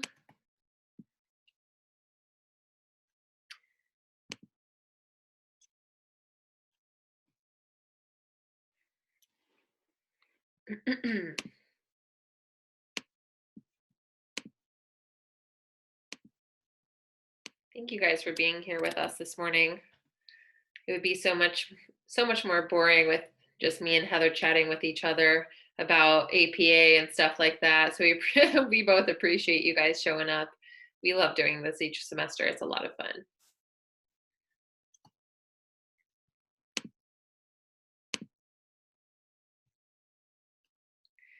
Oh, of course. I'm so glad that we're able to do this. I know that when I was a grad student, we were able to, of course, get support with our writing just from the USD General Writing Center. And then also our librarians helped out a lot as well, which is so helpful. But I'm really glad Souls in the Writing Center and all the work that Heather has done really benefits the students. So yeah, I'm so happy. Make sure you tell your friends. Yes. The Writing Center has been popular. We want to keep it popular. So they're doing workshops and doing the virtual writing coaching for folks. You know, Souls is ahead of the curve in understanding that just because you're in graduate school doesn't mean that you're a perfect writer. It's an evolving, growing process. I continue to develop and improve. It's just a craft that you work on. And we just want to make sure that people feel like they have the support they need to be successful. So Yeah. And I'm really grateful for all the work Emily has done. She's very committed to the souls and to the students. So forward to this. It's great. The basics of APA. APA, yes, you guys, we are here. The most riveting, exciting part of this workshop. Maybe not, but APA formatting is so important. And it's something that, before I came when I was a grad student, I had never written in APA. I had only written in MLA formatting. So it was a learning curve for me for sure. And I just remember getting my papers back from my professors with these small edits, and they drove me crazy. And I'm sure that my papers drove my professors crazy, in terms of where to put periods and citations and quotation marks and reference pages and all that kind of stuff. So now as a professor, I'm like a stickler with APA formatting. So I'm sure I drive my students crazy too. So yeah, let's just go through the basics. I'm happy to answer any questions. We have transitioned APA, as I mentioned earlier, APA formatting came out with the 7th edition in the fall. And I know that for my students, for you guys graduating, this doesn't really apply. But for you guys who are not graduating this May, USD is moving over to the expectation that you will be using the 7th edition. It's not too different as the 6th edition, but just to be aware of that. If you need support there, you can just what I did is I got on Google and typed in APA formatting 7th edition PowerPoint, and then a SlideShare document came right up. So really easy to find that. It's also in the shared folder that we can share out to you guys, but we're going to be talking about the 6th edition in this workshop today. Yeah, but let me know if your professors have told you that you have to write in 7th edition. I know one of my students is here right now. So hi, Aziz. I think that I made the mistake of telling my students that they need to write in 7th edition. And one of my students very kindly reminded me that USD has not made that requirement. So therefore I cannot, which is totally fair. So we're going to go through the 6th edition of APA formatting today. So yeah, so let's get into it. So we're going to go through just the basics. We're going to talk about citations, and then we're also going to talk about your reference page. So if any questions throughout, I have the chat box open. So please just type in a question and I can help answer it to the best of my knowledge. So yeah, let's do this. So what I'd like you guys to do, take out your documents, take a second to look through and circle or spot any APA formatting questions that you have. As we go through this mini lesson, please mark off the questions that I have answered and then leave the questions that were not addressed to the end of the lesson, or to some one-on-one help that you can receive. So yeah, so let's see, it's 11:45. So let's take a few minutes individually and pull up a piece of your writing. So that could be your research, that could be your lit review, that could be something that's due for your class. And just scan it and see if you have any questions. Note the questions, but don't ask me quite yet. Okay, so let's take 2 minutes to do that.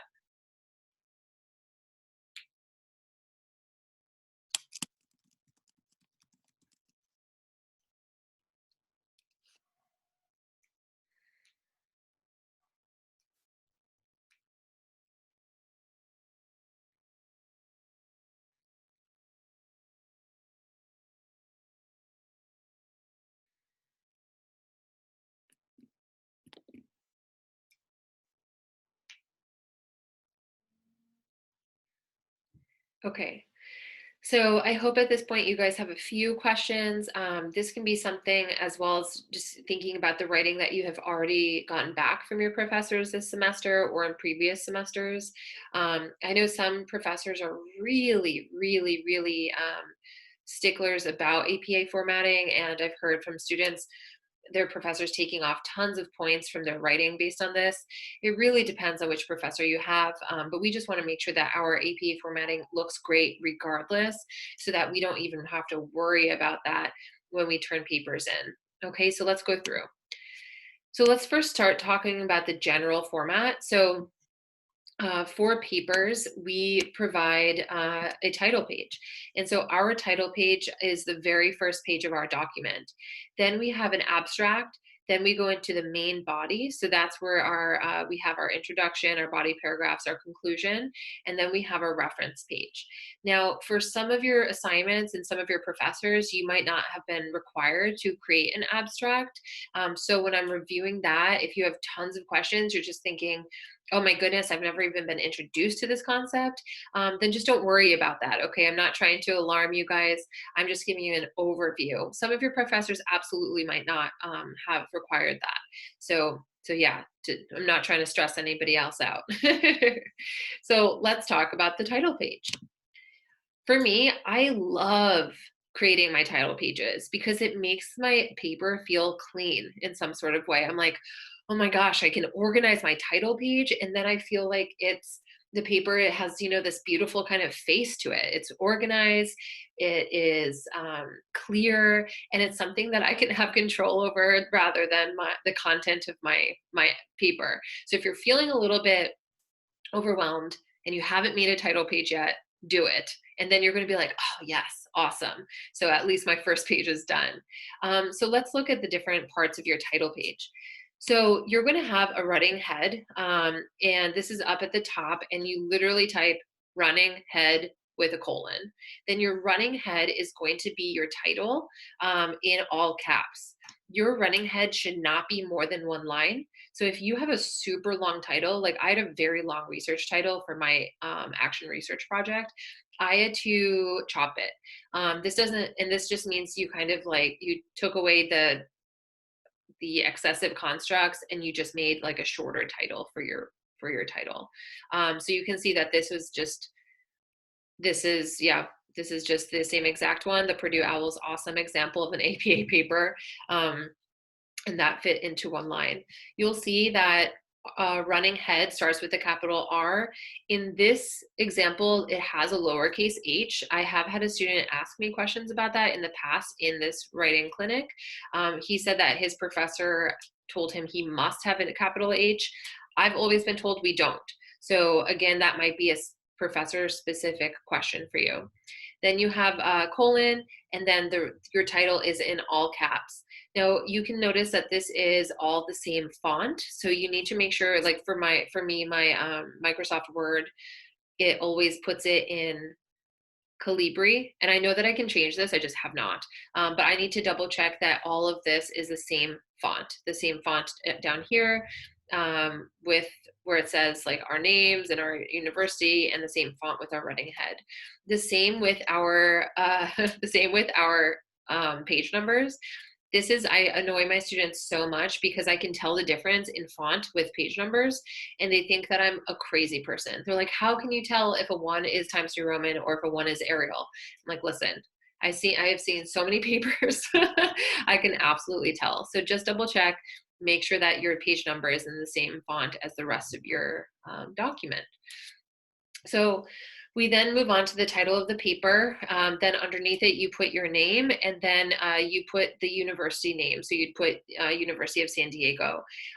Different professors have different expectations in terms of some of them want the date, some of them don't care about the University of San Diego, some of them want their class. So that is a question for your professor. You should say, hey, for my title page, what information is necessary for me to put on? Of course, the title, of course, your name. And then question marks are, should it be the class name? Should I include my professor's name? Should I include the university's name? Should I include the date? And that's, again, a question specific for your professors. Okay, I included everything because I was like, listen, I'm just going to put all of this on my title page, and that way that my professor can tell me to delete stuff if it's unnecessary. But I never found that with my professors. Professors will tell you to add things, so maybe just go ahead and put all of that information, and they can tell you what to delete if necessary.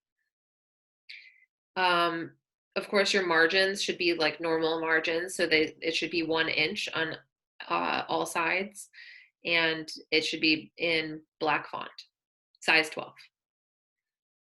Any questions with your title page?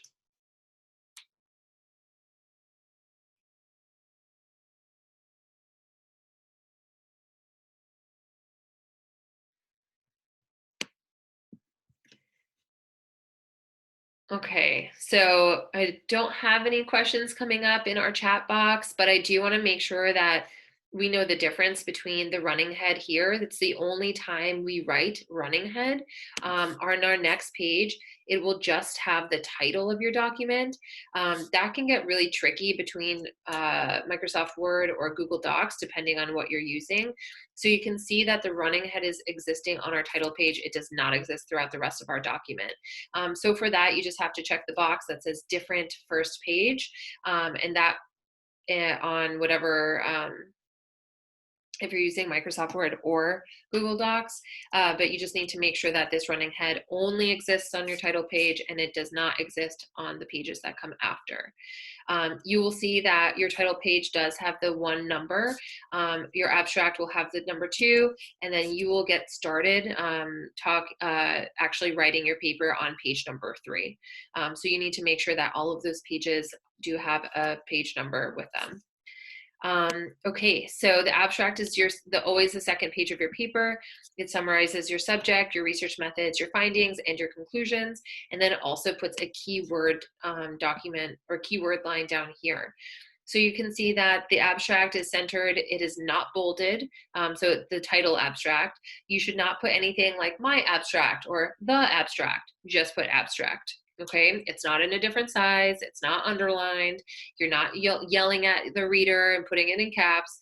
It's just a normal word. So your abstract is 150 to 250 words. Here, you're going to apply everything that Heather just taught you, and you're not going to be wordy at all. You're going to be extremely concise. And again, you can see that we actually don't indent. Usually for paragraphs, you of course press tab and you indent to show the start of a new paragraph. For your abstract, you don't do that. Everything is flushed to the left. However, if you look down at the bottom with your keywords, you do italicize the word keywords, then and that is indented. Okay, so that's important. So these are just really small things for abstracts. Again, if your professor has not ever mentioned abstract, don't worry too much about this, but this is always your second page. This is a summarization of your research, and this is, I'm sure you've gone through a lot of abstracts while looking through research. I know that that's what I did, and I was like, okay, your abstract is like a cheat sheet for this, for this article. And the article might have been 16 pages, but you can get a sense of if you want to read it or not through your abstract.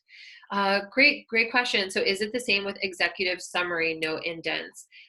Heather, do you know the answer to that? Because I am not super familiar with executive summaries. If the executive summary is indented or no? Is it flushed to the left side like an abstract? I'm not even executive summary. Is that like an assignment from a professor? In terms of a genre, I'm not familiar with executive summary. I've written executive summaries, and I just followed APA, but that's only because it's my default. I don't know if the APA has an executive summary rule. Okay, so we have executive summary in place of abstract. Okay, then Oh. okay, then that might be a question for your professor. I would say I would go with what Heather said too. I would just default into APA formatting, but I'm not 100% sure there. I would say then, if this is an executive summary in place of the abstract, that just confirm what format the professor wants. So Yeah.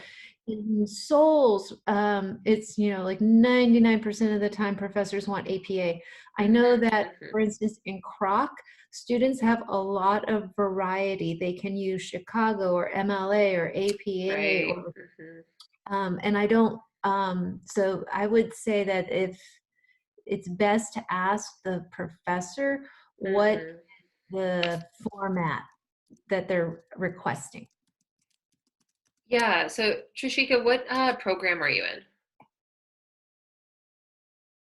School of Nursing? Yeah. So that's going to be a professor, health informatics. Right. Okay. So yeah, that's going to be for sure a question for your professor, because I know that the School of Nursing, as Heather just said, sometimes they have different expectations there. Cool. Thank you for sharing. That's a really good question. I know we've had questions about executive summaries in the past, so that's probably something that we should also follow up on. I'm going to write that down. Executive summary. Cool. I need to inform myself about this. Thank you. Okay, so once we get through our title page, it's looking great. We're feeling super confident with this. Then we go through our abstract or our executive summary. We're feeling really confident with this. And of course, we're really going to probably write our abstract after we've done our research and after we've done our writing. And so because that, we talk about our findings and things like that, our conclusions. So let's talk about in-text citations. So this is where a lot of my students get stuck. So there are different types of in-text citations. Before we get into all of these, do I have them? Yeah. So before I go through the specifics, let's just talk about the two different types that we want to cover.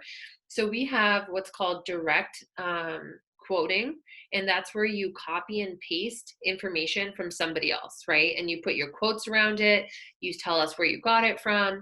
We also have parenthetical citations. So what that means is we have synthesized information together, we make a statement, it's in our own words, and then we put in parentheses where we got the main ideas from. Now, we need to be really careful with paraphrasing, and I talk about this in my literature review workshop. So if you guys would like the slides for that, please just send me an email. I can put my email. My email is just emilymyers@sandiego. So sorry, let's just pause for a second. So we have direct quoting. Our professors actually don't love it when we direct quote a lot. That's because direct quoting is showing what one person said or what one journal entry or article said, which is not as strong as parenthetical citations, because we can make a statement and it can be supported by multiple bodies of research. So that is a super strong way to present information. Where direct quotes, it's important if we want to use the exact verbiage of somebody else, and that's fine, but we should not direct quote often. This should be done sparingly, and for sure not at the beginning of paragraphs. Remember, we talked about this in our topic sentences. So right, so let's go through. So we use in-text citations to summarize information, to draw a quote, and to paraphrase. But as I said, we want to take a step back from paraphrasing, because that assumes that we understand exactly what the other writer has been saying. And remember, we want to think metacognitively. So even though the writer may use a construct that we think we're familiar with, they might have meant to use it differently than you are interpreting as. So we want to, again, take a step back from paraphrasing and instead want to just kind of synthesize our information. What that means is we're reading a lot of information from a variety of texts, and we're trying to find a theme. We're trying to find overlapping information. Once we find that piece of overlapping information, we can put it in our writing and then put where we found that from in parentheses from a bunch of different authors. And that shows that it's super, super strong. So let's go through. So whenever you use the source, you want to provide it in parentheses, right? So you're using the author's, always, the author's name, comma, and year of publication. You see that these are, these are in parentheses, okay? If you are citing an article, if you are citing an article and you don't necessarily need the reader to know what page the information is on because it's more general information, you don't need to use the page number. However, if you're using quotations and it's specific to a page or paragraph, sorry, I have a tickle in my throat. Excuse me. Then you will want to use the page number. My throat is like, why are you talking so much on a Saturday morning? This is so weird. Okay. Let's keep going. So we have our last name, comma, we have the year that was published, comma, we just have a P, we don't have a PG, we don't see PAGES, we just have a P, period, page number, end of parentheses, okay? So again, we use the last name and date of publication for general information. We use the last name, date of publication, and page number for specific quotes and for specific information. Do we have any questions with this?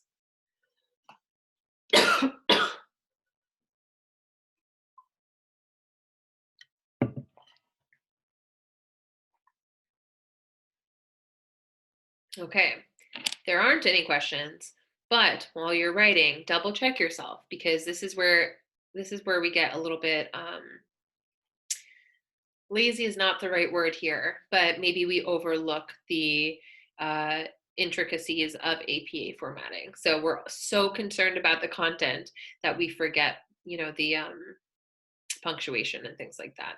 And you guys know that if you have this closed parentheses, we put our period outside of the parentheses to show the end of the sentence. Okay. So remember, quoting should not be a laundry list. I love this phrase because it's so true. So a laundry list is like things that you need to get done, right? So things that are just in a list at one after another. When we quote, we do not want to use back-to-back quotes. We do not want to use back-to-back citations, because we want to make sure that our writing is driven from ourselves. Because otherwise, why would I need to look at your writing if all you're doing is quoting other people? I can just look at their writing, right? So we want to make sure that you are still the one in the driver's seat of your own paper. That means that it should be your writing first, supported by other people, not other people's writing supported by a little bit of your own writing. Now, this is very, very important. We want to show that we've done our research, but we want to make sure it remains our own paper. Okay, so I'm going to say that again because this is very important. Your paper needs to be your writing supported by other people, not vice versa. Remember that. Put it in your brain. So this is a collection of information organized thematically. We talked about organization to support your topic. So make sure that consolidating and paraphrasing information and supporting it with multiple sources, remember that this is much stronger than an individual quote from one source. That I cannot say this enough. We can use direct quotes sparingly if the verbiage of the from that particular author was so perfect and represents your point so well, but most of the time we're going to synthesize, which means take information from a variety of different sources, kind of like a braid, weave it together, present it, put those sources in parentheses. That shows us that you did your digging, and what you're saying is very, very powerful. It's very strong.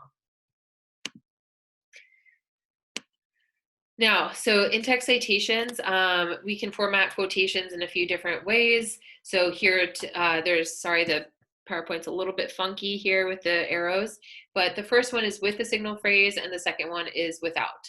Okay, so, if we're talking about trying to be less wordy, we can use the quotations without signal phrases. See, here we have the author in parentheses after the author's name. And remember, the author's name,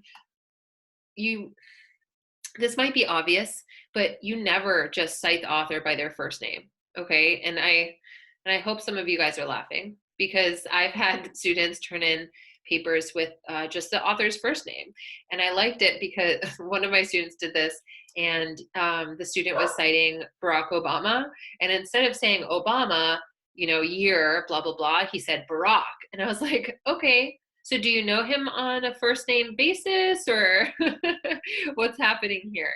So we want to remember that we're giving these authors respect, and we are citing them by their last name. If you would like to, you can use their full name once, and then throughout the rest of your paper, only use their last name. That's up to you. Generally, we just cite their last name. So we have Carruth in parentheses, the year of the publication. You have a signal phrase, states that a traumatic response frequently entails, and then we have a quotes, right? That means that I got this directly from Carruth, word for word. Then after the quotes, we have parentheses, P, period, 11, parentheses, period. Okay, this sounds so specific, but if you don't do this, then it's no longer in APA formatting, and we need your papers to look perfect, right? In terms of APA, your content will grow, your content will evolve. APA needs to be consistent. Okay, this is without a signal phrase. A traumatic response frequently entails a quote, then we have parentheses, last name, comma, year it was published, comma, P, period, 11, end of close parentheses, period. Okay, so again, if we're trying to be less wordy, we don't need to say states that a blah, blah, blah. You can just start a traumatic response. Okay, these are two different ways that we can format quotations. However, we are trying to use quotations sparingly. Now this is formatting a summary or paraphrase with the signal phrase and without. So the first one again has a signal phrase. This should look very similar to the quotes, very, very similar. We have the author's last name, quote, parentheses with date of publication inside, explained that, blah, blah, blah, blah, blah. The only difference between the quotes and the summary is that we don't have quotes, which shows that we've put this in our own words. And then at the end, again, we have quote, P, period, page number, close, sorry, I said quote, parenthesis, P, page number, let's pause. Parenthesis, P, period, page number, end parenthesis, period. It's a lot of P sounds right there, a lot of alliteration. You can see that our second example does not have a signal phrase. We just jump right into the idea from the reading. And again, just like the quotes, we just move that author's name down. We have parenthesis, Smith, comma, year of publication, comma, P, period, page number, parenthesis, period. I feel like that should be a tongue twister. Okay, so this formatting is exactly the same. The only difference here is that the quotes show us that you copy and pasted this from another source. The lack of quotes here show us that you put this in your own words. Now, how could I make this a lot stronger? Is I could have this statement, and in parentheses, I can have it supported by multiple sources. Now this is a specific statement, so we want to show that this comes from a specific page number, but how we could make this super strong is we could put Smith, comma, 2002, and then we can put other authors if we have found other authors who have stated the same thing, and that makes it super strong. Now, in-text citations will work with two authors. This is, again, with a signal phrase and without. You can see, let me move so I can see this. With the signal phrase, according to feminist researchers Bergen and Tate, with parentheses in the publication, comma, quotes. Remember, we have to have a comma after the according to, because that's the signal phrase. Quotes with page number with a period at the end. Here, you can say that we don't say Bergen and Tate. We use the symbol and, okay? So this is, again, something so small, but something very important. So without the signal phrase, some feminist researchers question that, quote, Bergen and signal and sign Tate, year, page number.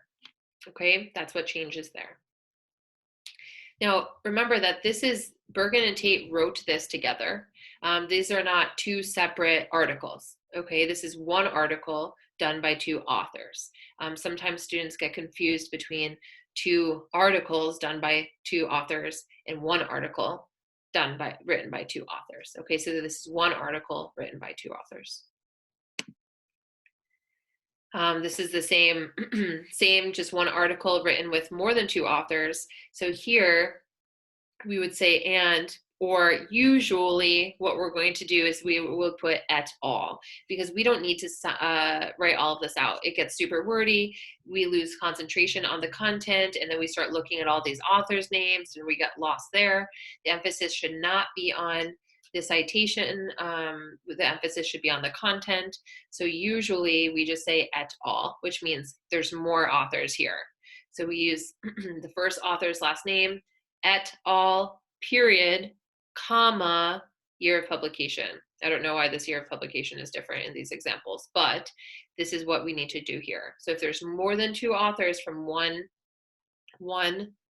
article or one body of research, you just put the first author's last name, however it's published. Look at you don't need to rearrange the author's names, however it's published, et al, period, comma. That will show your readers that you really know how to cite. Okay, same thing, right? 6 or more authors, we're getting crazy. Same thing, we're just going to use et al. Smith et al, period. Smith et al, period, comma. Okay, so we are never going to put a ton of different authors' names. This is important. Et al, my friends. So for in-text citations with a work of unknown authors, you probably won't come across too many of these, because in our research papers, we're trying to find research that's been peer-reviewed and published in journals and books and things like that. So usually people want to take credit for that because they've done a lot of work. So again, this isn't going to be extremely common, but if you do find a body of work that may be on a website, like a government website that you want to cite that doesn't have an author, then you would just use the title of that publication, and you would then shorten it if it's super long. So just like of course we would not say et al, because we're not including more authors or more, we're just shortening it and putting it in quotes, because the quotes within our citations show us that it's not somebody's name. It shows us that it's the title of something.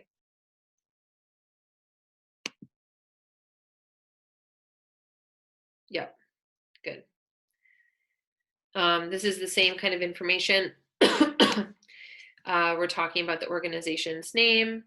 And then when you are using the organization's name, and you can, if they go by a common acronym, you would just put the acronym in parentheses after afterwards, and then throughout the rest of your paragraph or throughout the rest of your paper, you can just use the acronym. But you always need to spell out an acronym first. So you'd spell it out. You see that we're using a capital F, a capital D, and a capital A. You put it FDA in parentheses, and throughout the rest of your body, you can use the FDA. Otherwise, if you just say FDA, you're assuming that the reader knows what you're talking about. And that's a bold assumption. So you want to spell it out. Okay, so now we're at the reference page. The reference page is usually where we have some work to do.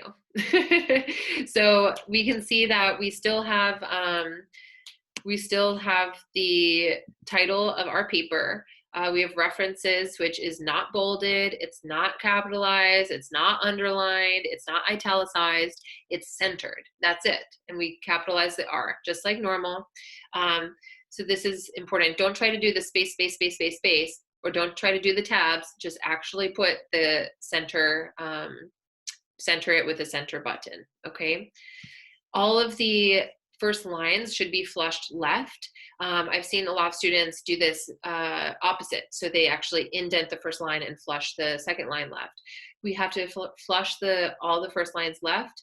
Again, just normal margins, one inch around. And then you can see that there's a pattern to how you cite. Now, it depends on the type of work that you are citing, whether it's an article, whether it's a book, whether it's a website. So there's different ways to cite these different types of publications. So what you can do is, if you cite it by hand, that's great, more power to you, but there's lots of different ways to have online resources help you cite, like EasyBib or Citation Machine. And that way you can go to, for example, Citation Machine, put in the website or the link, and then Citation Machine can find the information. Sometimes you have to input missing information, but then it will create the citation for you. So you can see that we have the author's last names, last name first always.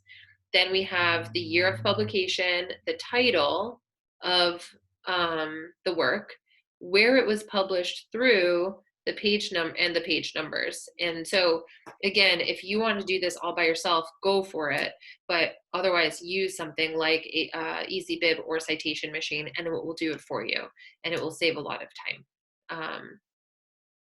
Yeah, you can see that all of this is double spaced. There's not additional spaces in between the different references. And you will see that all of this is alphabetical order by last name. That's really important. And so if it doesn't have an author, then it would still be alphabetical order by the title. All right. Where are we in time?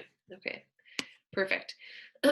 So this is just kind of the reference basics. You invert the authors, so you put the author's last name, comma, and then you put the first name with periods. It's listed by last name, as we've talked about, and you only capitalize the first letter of the first word of the title. And so, yeah, so you don't, unless there's a colon, then you can capitalize what comes next.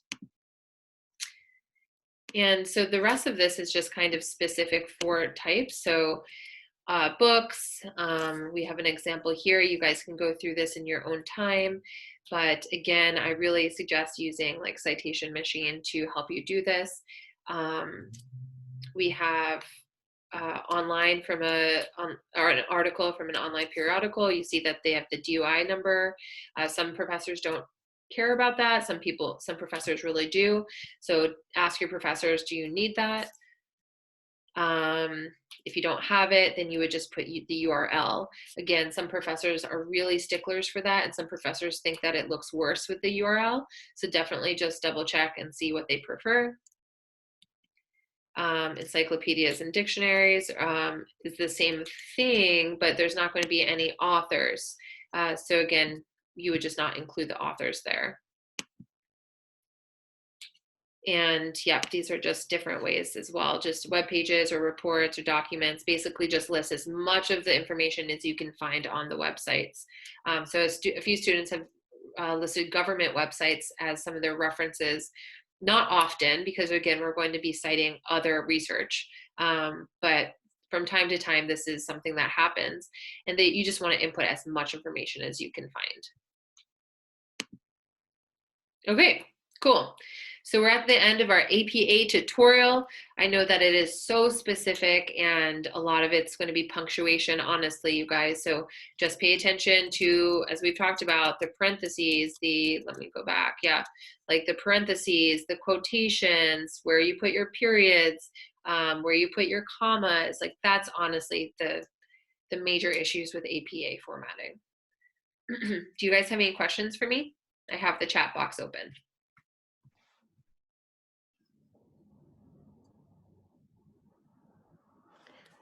Well, you're thinking, if you have any questions, I want to say that the Writing Center, just another plug for them, they're whizzes with the APA formatting, and so you don't have to struggle alone with it.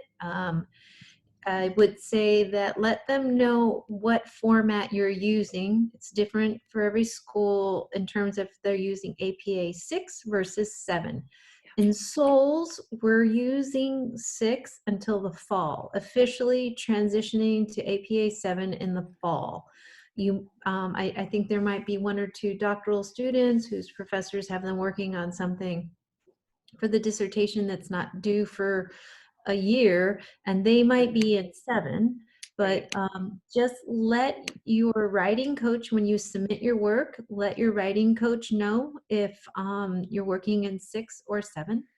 And it's perfectly fine to send your work in and say, I just want you to focus on my APA formatting. Okay. Mm-hmm. Yeah, that's a good plug for the Writing Center. So yeah, if you feel confident with your content, just send it over and be like, APA only, please help me. We had a question that said, we don't have to include page numbers if it's not available. Yeah, so you mean in like direct quotes or something like that?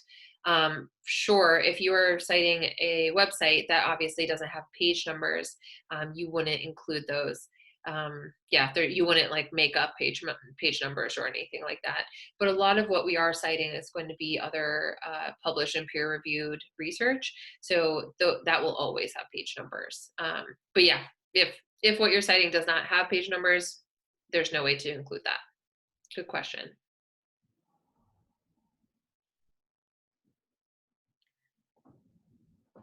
Perfect. Well, we will have a few minutes at the end of the hour to answer any additional questions.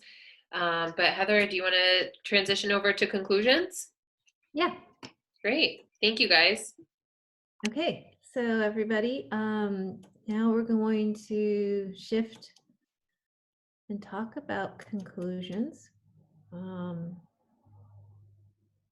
Sharing my screen. I'm going to pull up writing the conclusion.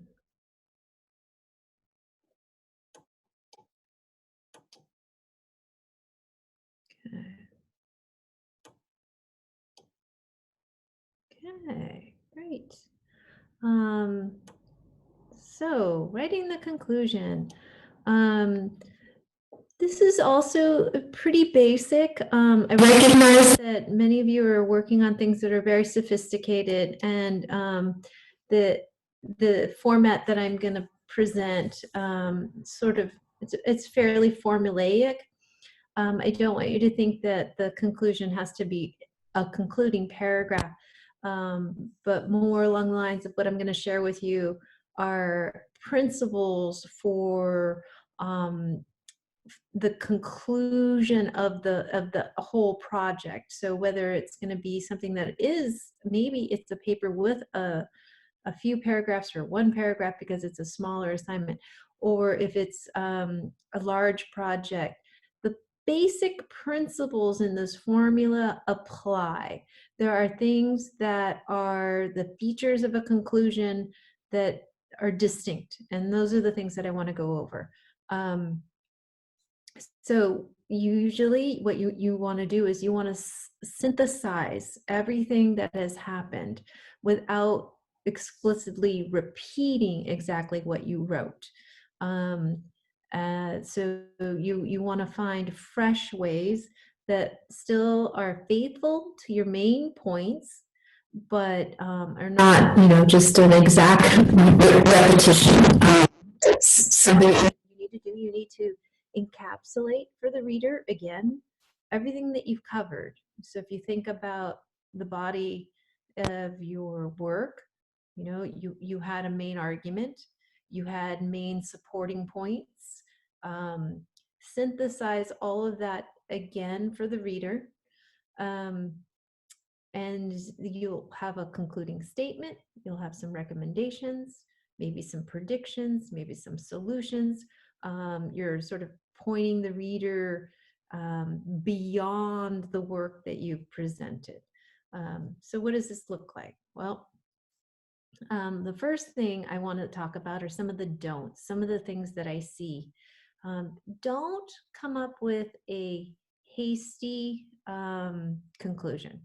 Sometimes you feel like, I'm over this, I'm done, and you try to wrap it up, and I'll see things like, in conclusion, it's abrupt, it's hasty, it's not original. So don't use phrases like in conclusion or in summary, in closing.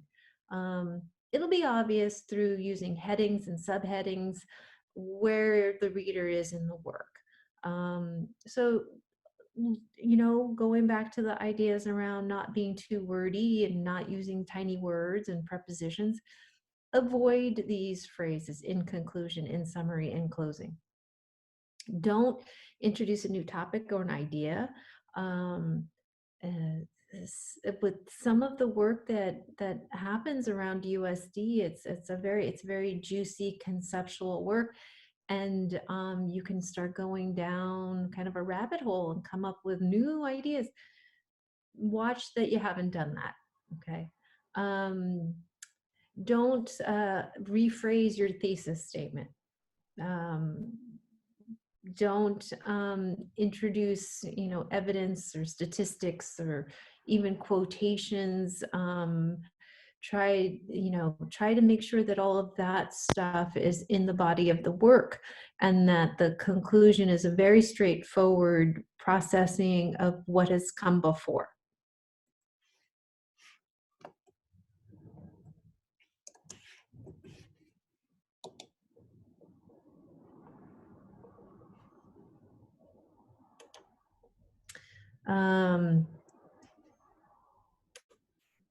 So the summary of the main points. What are some of the deductions that you have made based on the evidence that you have presented? It's appropriate in the conclusion, depending on the kind of genre that you're working on. But if there are limitations that you need to address, you can put those in there. So it can look different in different disciplines and different genres, but you can address the limitations of the sample size or what was available to you. You can put this part into the conclusion. As I had mentioned, a comment about the future, without going into much depth or detail, but just sort of, I always like to think of this as being thought-provoking.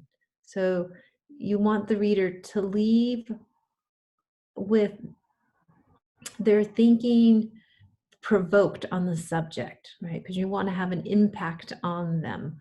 And so you can sort of point to the implications of the work.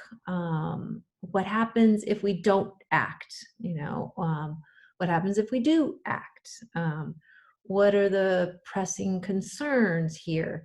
So you can leave on that note.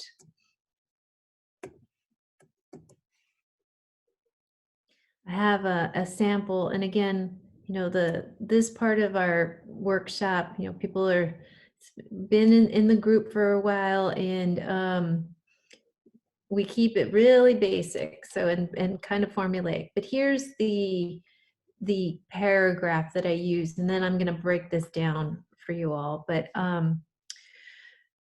this is the conclusion has a restatement of the thesis. So we have the problem of teen gang violence can be a catastrophic blight on communities for generations. However, that's always your clue, your signal phrase for the thesis. However, research has shown it is possible to reduce the problem through public-private partnerships. So this is, and the ones are my key for what is happening in these sentences, how they're operating. So that is the thesis, right? The next sentence, organized free after-school programs such as sports teams, games, art, music, drama activities, internships in local area businesses and professional organizations, mentoring programs, and interesting volunteer activities in the community help engage teens in worthwhile pursuits outside of school hours. These were the main ideas that were covered in the paper. Let's say this was a paper.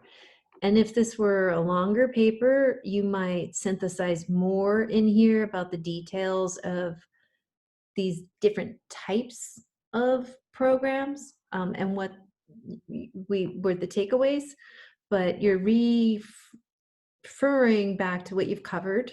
And then the next sentence, the third sentence, more job opportunities for teens, especially those funded by state and local programs, offer income for teens as well as productive work for communities. Outreach to families through schools, community organizations, and places of worship help promote intergenerational activities that improve family closeness, helping teens to work on their problems at the family level instead of taking them to the streets. So here we are, we're talking about the deduction, right? So we can deduce by offering these programs, these outcomes. And then when these programs are implemented, communities with a history of teen gang violence report a decline in crime, resulting in safer streets and neighborhoods over an extended period of time. There you have the implications that motivate change, and then that this paper has been working towards, assuming we've read the whole paper, that's what this paper is working towards. And then here's that little piece about, thinking forward, what's next?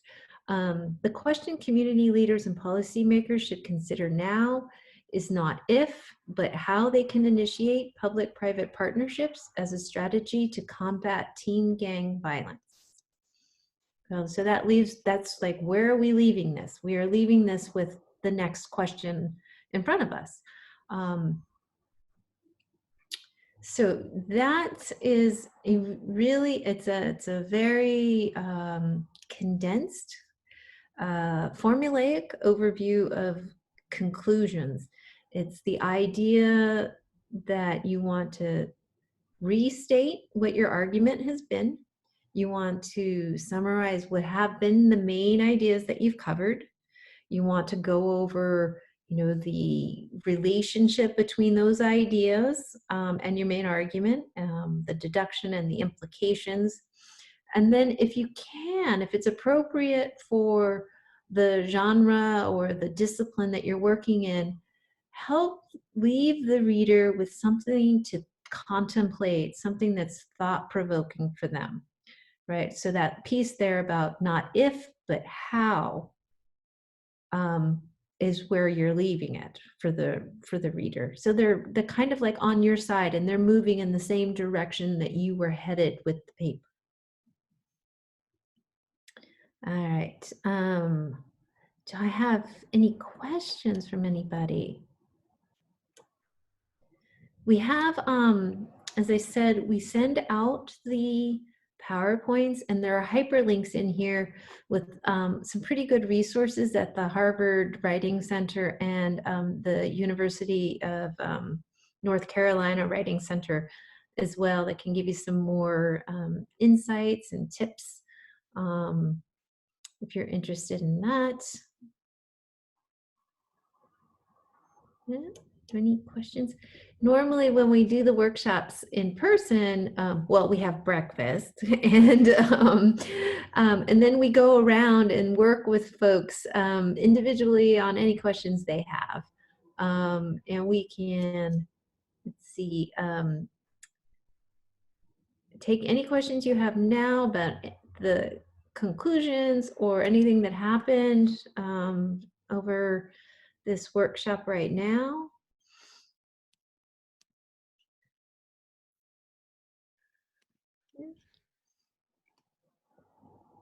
All right, well, if we don't have any questions,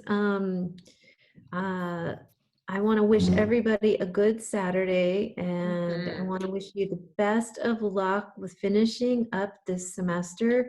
These are difficult times, and I'm just admiring our faculty and our students with their determination to just carry on, you know. You're all going into meaningful professions, the kind of professions that make a difference, especially when people are dealing in crises. If you're in nursing or peace studies or teaching, you know, I feel like all of these are careers and professions that are at the front line of dealing with making the world a better place. And I want to admire everybody and want yourself credit, you know, continue on with your studies. Yeah. Of course, we love spending our Saturdays with you guys. So thank you so much for joining us. And just remember that I know, especially since we're doing remote learning, it can really feel like we're alone in this process. And I remember writing my research, and even though I was surrounded by extremely supportive teachers and faculty, it still sometimes felt lonely. And so I just want to remind you guys that you have so many layers of support through SOLS and through USD, and us being one of them. So if you're stuck and you don't know who to reach out to one of us, and we can get you in contact with the right people, or we can help in any way possible. So you're not alone. None of us are alone. It's just a facade. We're not actually by ourselves. And we are, you know, USD has such an incredible community. And we're all there for you guys. So thank you guys so much, and we appreciate you coming. Good luck, everyone. Have a wonderful weekend. Yes.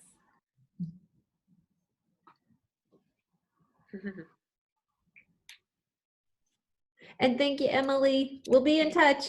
Thank you, Heather, so much. Have a good day.